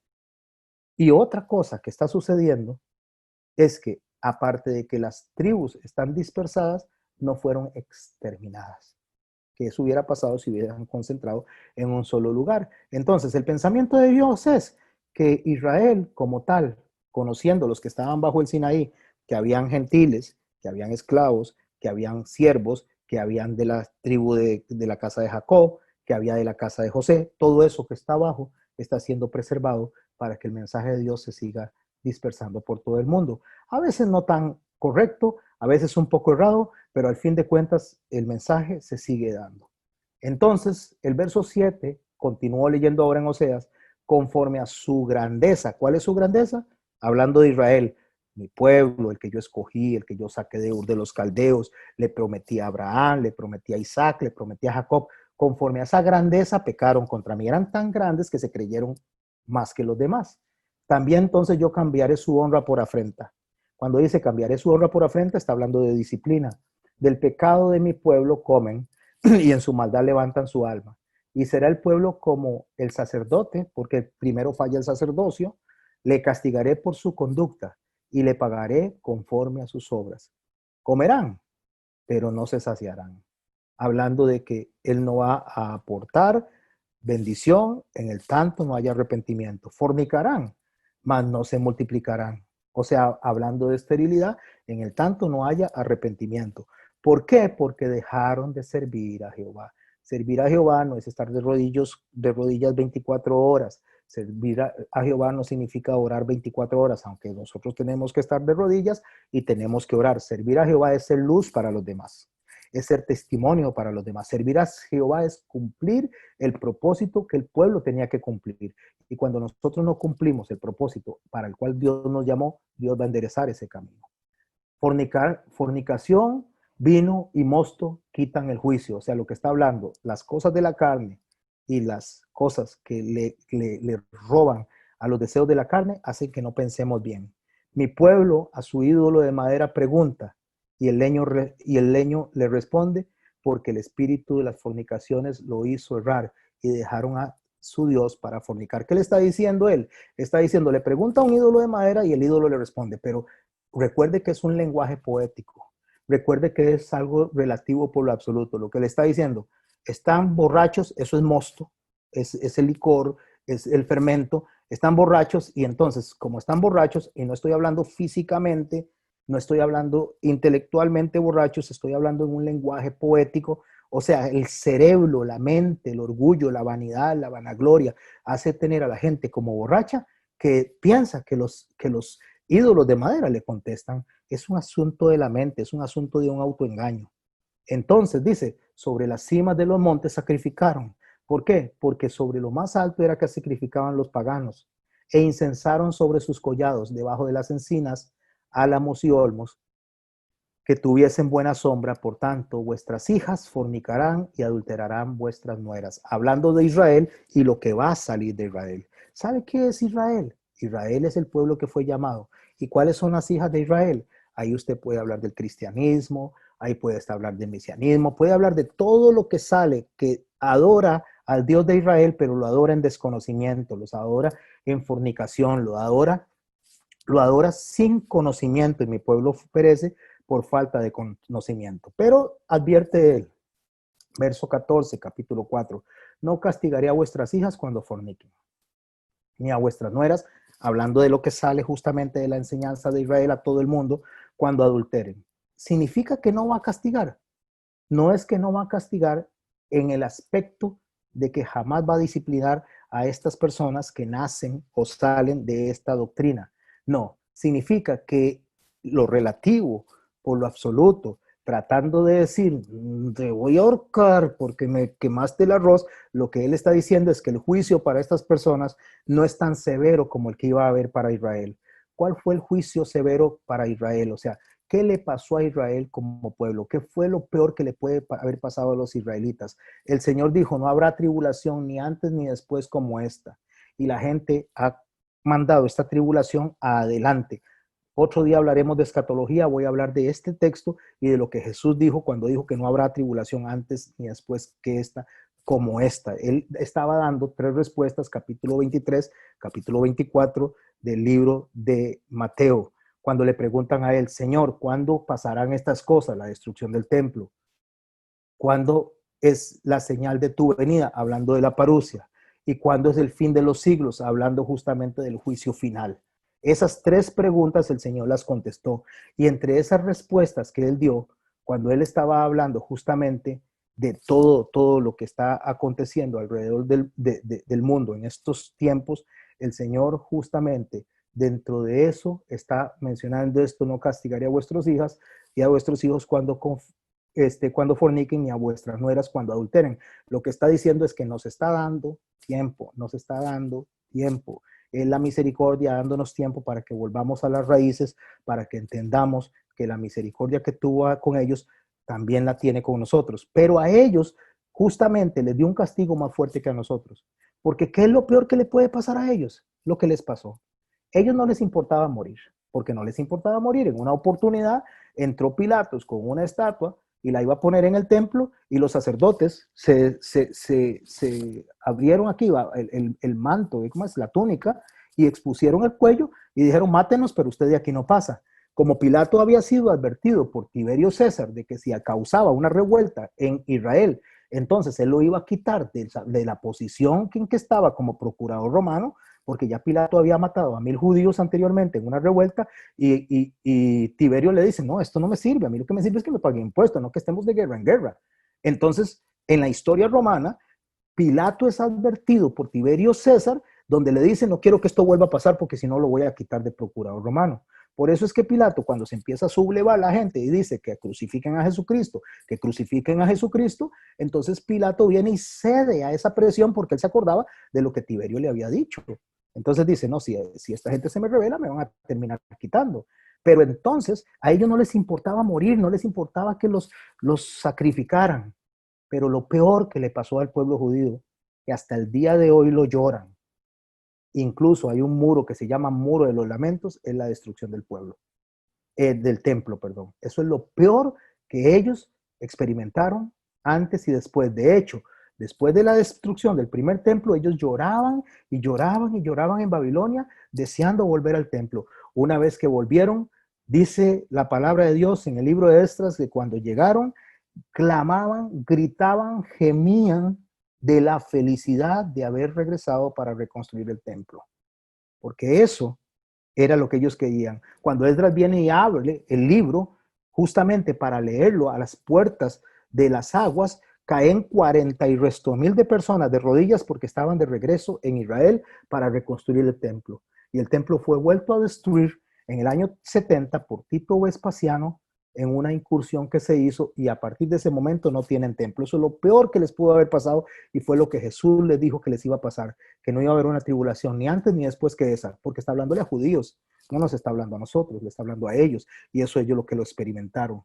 Pero cuando dice no castigaré a vuestras hijas cuando forniquen, y a vuestras nueras cuando adulteren, no significa que va a permitir que nosotros hagamos lo que nos da la gana. Lo que está diciendo es que nos va a llamar al arrepentimiento, que nos va a estar constantemente hablando, como hoy nos está hablando a través de esta predicación, como nos habla a través de otros mensajes, como nos habla cuando leemos la palabra, cuando nosotros el Espíritu Santo viene y nos contrista, cuando nos llama la atención.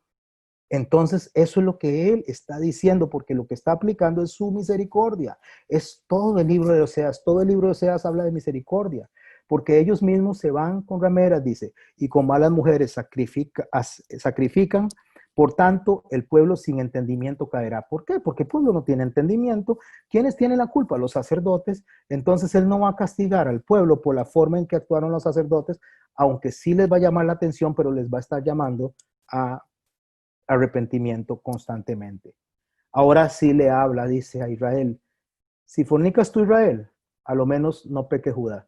Está hablando de las tribus del norte, está hablando de las 10 tribus esparcidas. Le dice, si ustedes hacen eso, por lo menos que Judá no caiga en lo mismo. Claro, después Judá fue llevado en cautiverio al siglo V por Nabucodonosor. Pero hablando en este momento no había pasado, todavía no sucedía eso. Aunque el Señor sabía que iba a pasar, pero a ellos les está hablando, por lo menos no peque Judá. ¿Qué fue lo que pasó con Judá? Vieron que los asirios se llevaron a las tribus del norte durante el siglo VII antes de Jesús y se lo llevaron en cautiverio.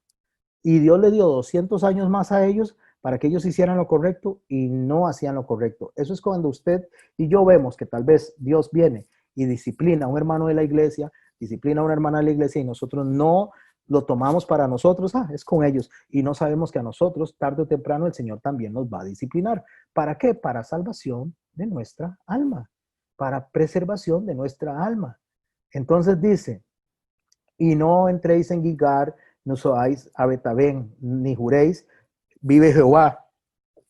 Porque como novilla indómita es sin ser domada, se apartó Israel.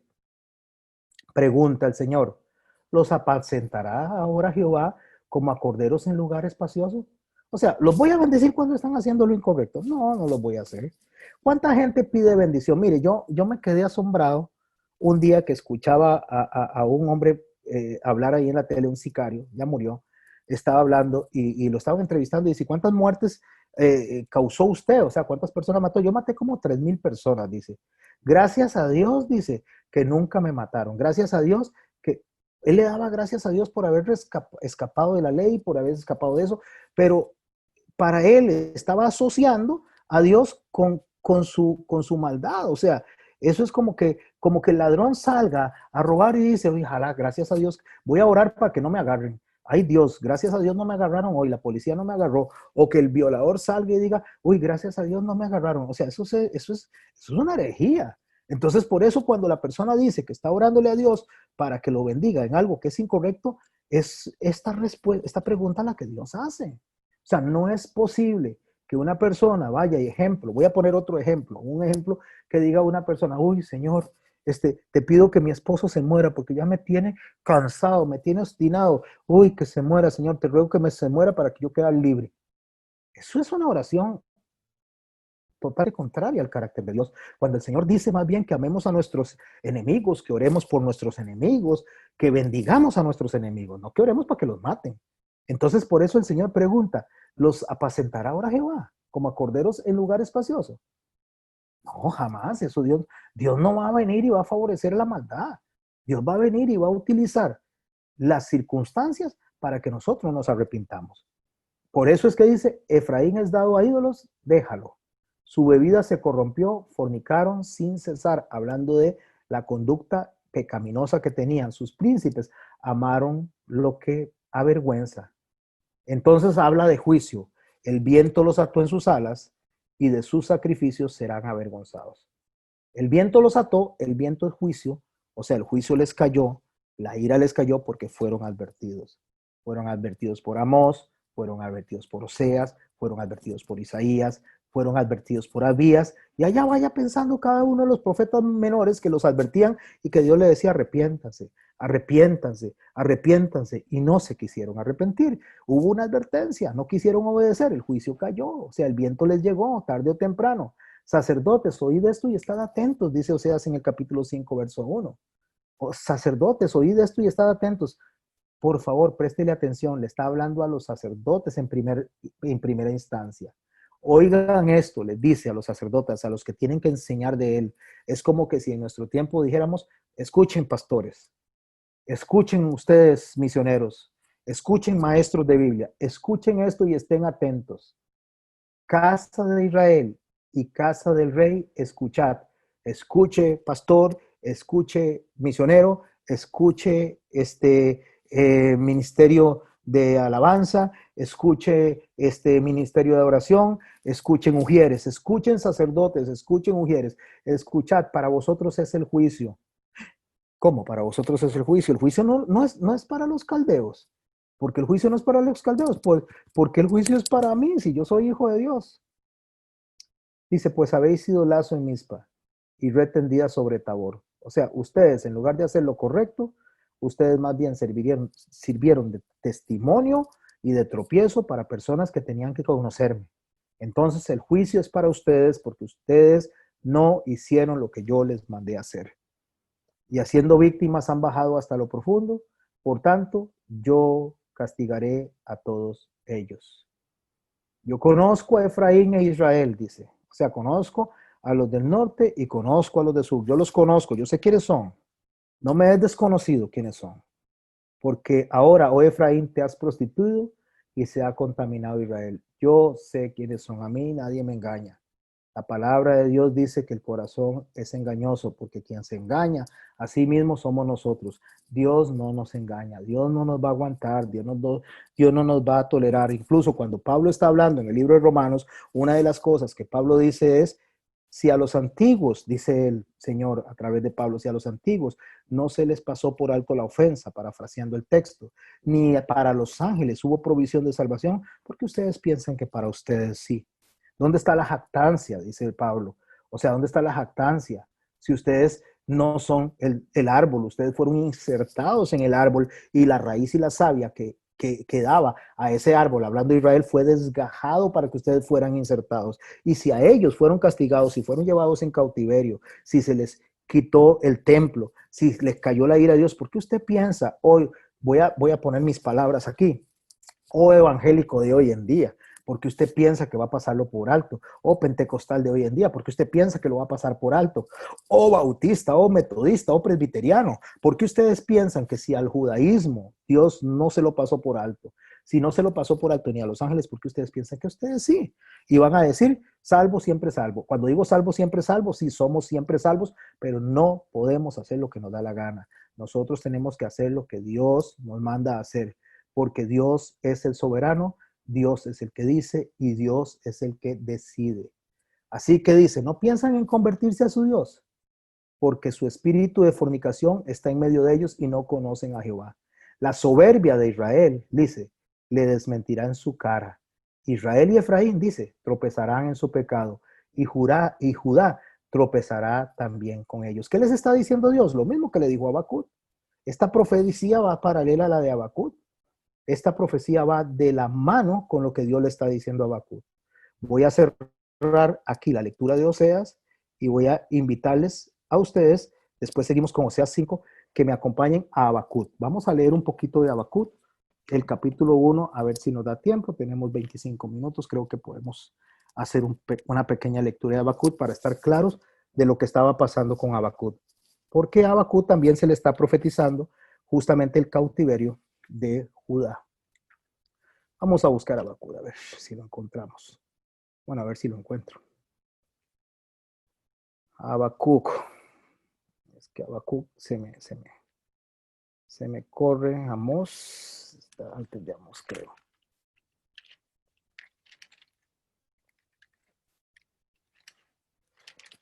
Mire usted. Aún.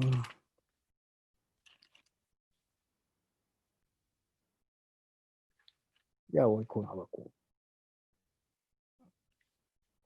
Habacuc. A ver si puedo leer sin los lentes. Capítulo 1.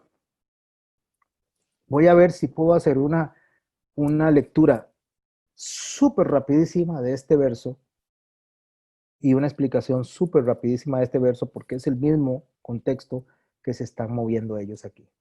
Voy a Habacuc capítulo 1, verso 1. Espero que lo hayan encontrado todos. Dice así: la profecía que vio el profeta Habacuc. Pregunta, verso 2. Y por favor, préstele atención al énfasis de las letras, al énfasis de la acentuación que hay en el texto. Vivan el texto, no lo lean como superficialmente, como pasado por alto, sino que métase al texto, vívalo, siéntalo, digiéralo, cómalo, hágalo parte suya. Pregunta, ¿hasta cuándo, oh Jehová, clamaré? ¿Quién está hablando? Habacuc. ¿Qué le está pidiendo? Ayuda al Señor. ¿Hasta cuándo, oh Jehová, clamaré? Y no oirás. Y daré voces a ti a causa de la violencia y no salvarás. O sea, Señor, te estoy pidiendo, nos están atacando, nos están poniendo bajo dominio y usted no nos salva. Y yo estoy orándole y no nos da respuesta. Ese es el reclamo de Habacuc. Habacuc está reclamando. Y vea lo que dice el verso 3. ¿Por qué me haces ver iniquidad y haces que vea molestia? Eso es como hoy en día la mayoría de la gente. ¿Pero por qué veo tanta maldad? ¿Por qué veo tanta injusticia? ¿Por qué veo que los gobiernos se comportan como se comportan? Y voy a trasladar esas palabras de Habacuc a nuestro tiempo. Señor, ¿hasta cuándo vamos a ver a la policía haciendo injusticia? Señor, ¿hasta cuándo vamos a ver a los presidentes haciendo injusticia? Señor, ¿por qué te rogamos y no nos respondes? No hay diferencia entre antes y ahora. Esa es la misma oración. ¿Por qué me haces ver iniquidad y haces que vea molestia? Y dice, ya no en son de preguntas, sino en son de afirmación: destrucción y violencia están delante de mí, y pleito y contienda se levantan. Por lo cual, la ley es debilitada. Señor, como están pasando todas esas cosas malas, tu ley se ha debilitado, tu ley no está funcionando. Y el juicio no sale según la verdad, por cuanto el impío asedia al justo, por eso sale torcida la justicia. Dice, la justicia no está bien porque el malo está haciendo las cosas malas y usted no nos defiende. Es el reclamo. Habacuc lo que le está diciendo es: Dios, las cosas que pasan es culpa suya. Porque si usted nos defendiera, el malo no haría las cosas malas. El malo está haciendo las cosas malas porque usted no me escucha, porque usted no me atiende. Le estoy diciendo lo que está pasando como si Dios no se estuviera dando cuenta de lo que está pasando. ¿Qué cosa? ¿Eh? Nosotros tenemos que comunicarle a Dios lo que está pasando porque si no, Él no se da cuenta. Tenemos que avisarle, o sea, tenemos que leer La Nación, tenemos que leerle las noticias a Dios porque Dios no se está enterando de lo que está pasando. Más o menos así está funcionando Habacuc. Mirad, dice Habacuc, verso 5, entre las naciones y ved asombrados, porque haré una obra en vuestros días que aun cuando se os contare, no lo creeréis. Está hablando el Señor, perdón. El Señor está hablando, mirad entre las naciones, los que van a venir, y ved, y asombraos porque haré una obra en vuestros días que aun cuando se os contare, no creeréis. Porque he aquí yo levanto a los caldeos. ¿Quién levanta a los caldeos? Dios. ¿Quién manda que los lleven presos? Dios. ¿Quién decidió que cayeran los enemigos sobre ellos y los vencieran? Dios. Por favor, póngale ahí Dios, Dios, Dios. No Satanás, Dios. Porque he aquí yo levanto a los caldeos, nación cruel y presurosa que camina por la anchura de la tierra para poseer a los moradores ajenas. Moradas ajenas, perdón. Formidable es y terrible. De ella misma procede su justicia y su dignidad. O sea, hacen lo que les da la gana. Y yo los estoy mandando. Sus caballos serán más ligeros. Ahí me disculpan, es que estoy sin los lentes y vieras que se me van las letras. Formidable es y terrible de ella misma. Formidable es y terrible. De ella misma proceden su justicia y su dignidad. Sus caballos serán más ligeros que leopardos y más feroces que lobos nocturnos. Y sus jinetes se multiplicarán, vendrán de lejos sus jinetes y volarán, como águilas que se apresuran a devorar. Toda ella vendrá a la presa del terror, y la presa del terror va delante de ella y los recogerá cautivos como arena. Escarnecerá a los reyes y a príncipes hará burla, se reirá de toda la fortaleza y levantará terraplén y la tomará. Luego pasará como el huracán y ofenderá atribuyendo su fuerza a su Dios. ¿Qué le está diciendo Dios? Yo estoy mandando eso. Si usted quiere defender a Dios, no estoy hablando de usted, estoy hablando de un sentido figurado.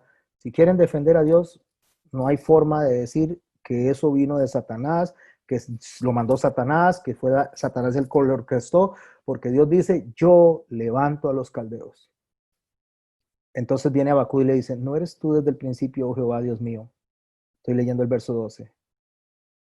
Dios mío, santo mío, no moriremos, oh Jehová, para juicio lo pusiste, o tu roca lo fundaste para castigar. Muy limpio eres de ojos para ver el mal, si ni puedes ver el agravio. ¿Por qué ves a los menospreciadores y callas cuando destruye el impío más al más justo que él? O sea, lo que Habacuc le está diciendo, ¿por qué los malos destruyen a los buenos? Y discúlpeme, ¿verdad? Los lentes los dejé por allá y no quiero ir a buscarlos en este momento. Pero es lo que le está diciendo, ¿por qué los malos tienen que castigar a los buenos? Usted es santo, usted es justo, usted sabe que eso está mal. O sea, ¿por qué permites que pasen esas cosas? Recuerde que estamos aprendiendo del libro de Oseas, solamente estoy tratando de explicar cuando el Señor permite las cosas y por qué las permite. Y dice, y haces que vean, verso 14, y haces que sean los hombres como los peces del mar, cuando reptiles que no tienen quien los gobierne, o sea, que hagan lo que les dé la gana. O sea, usted es Dios y deja que ellos hagan lo que les dé la gana. Sacará a todos con anzuelo, como agarrar a los israelitas como pescaditos, y los juntará en sus mallas, por lo cual se alegrará y se regocijará. O sea, se van a tomar fotos como un pez cuando lo capturan con nosotros. Por esto, dice, por esto que ellos están haciendo contra nosotros, que usted lo está permitiendo. Por esto hará sacrificios a su red y ofrecerán sahumerios a sus mallas, porque con ellas engordó la porción y engrasó su comida. Y pregunta a Habacuc, ¿paseará por eso su red y no tendrá piedad de aniquilar naciones continuamente? O sea, lo que Habacuc le está diciendo es, una vez que ellos hagan eso, ellos lo que van a hacer es decir que fueron los dioses de ellos los que lo hicieron. Van a adorar a sus dioses y van a decir que gracias a sus dioses pasó todo esto.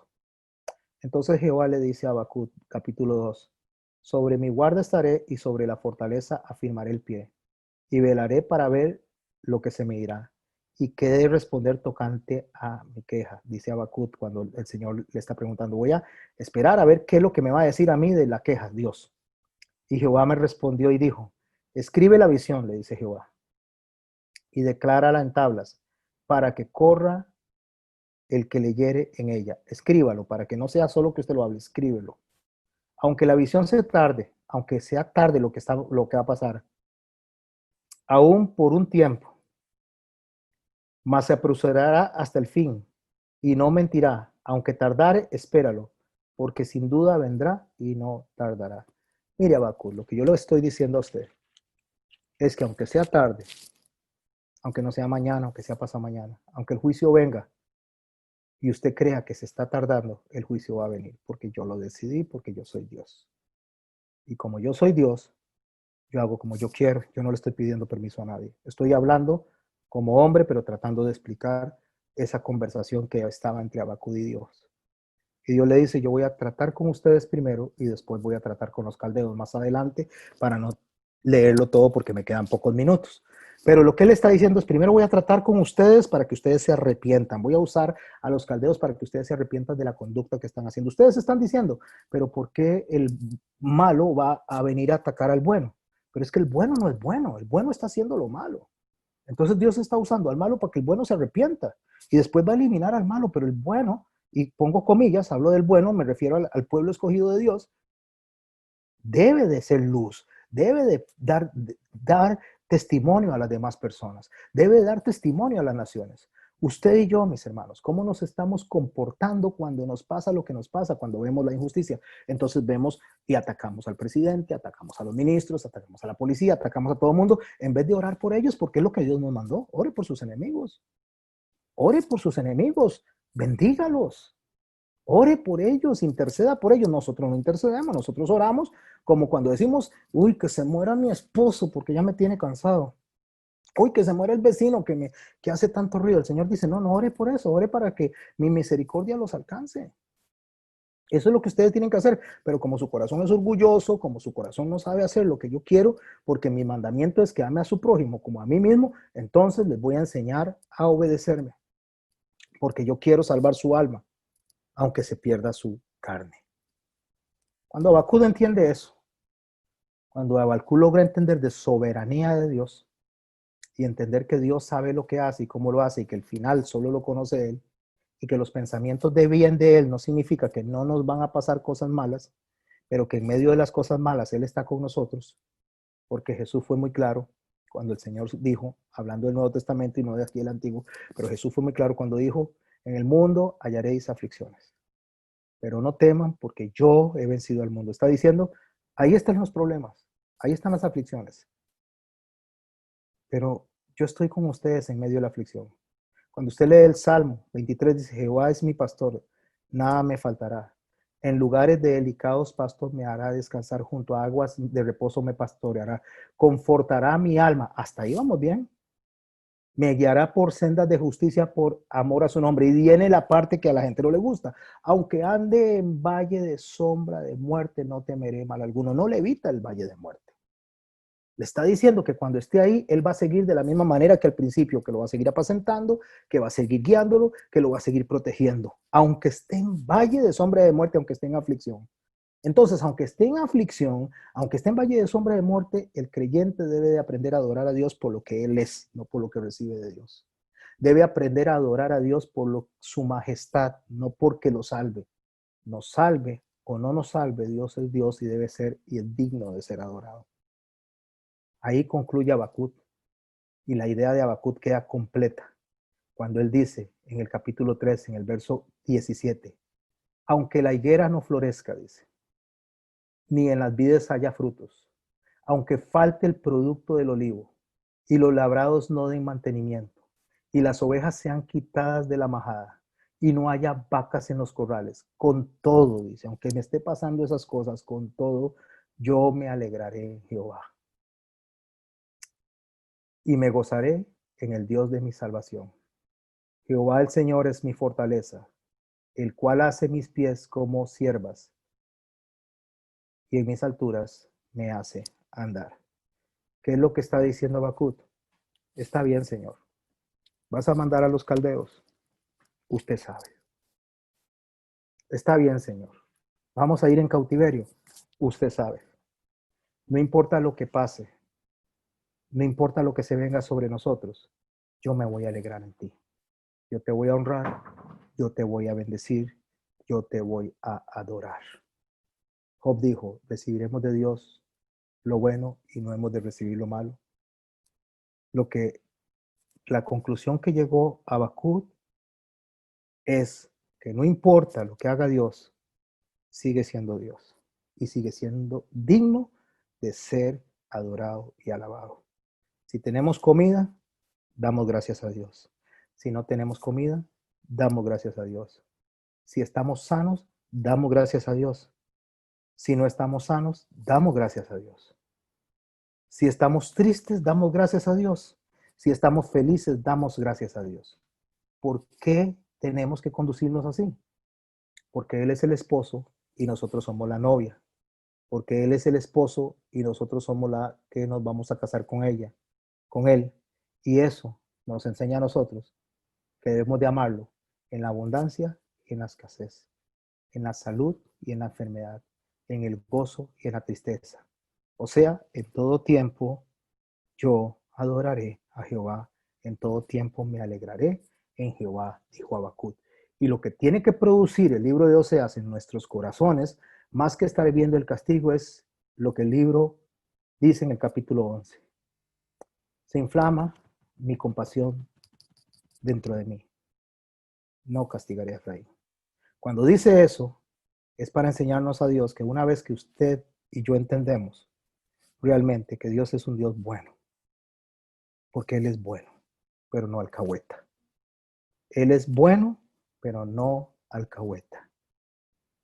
Así que Dios va a enderezar nuestro camino cuando sea necesario, nos guste o no nos guste.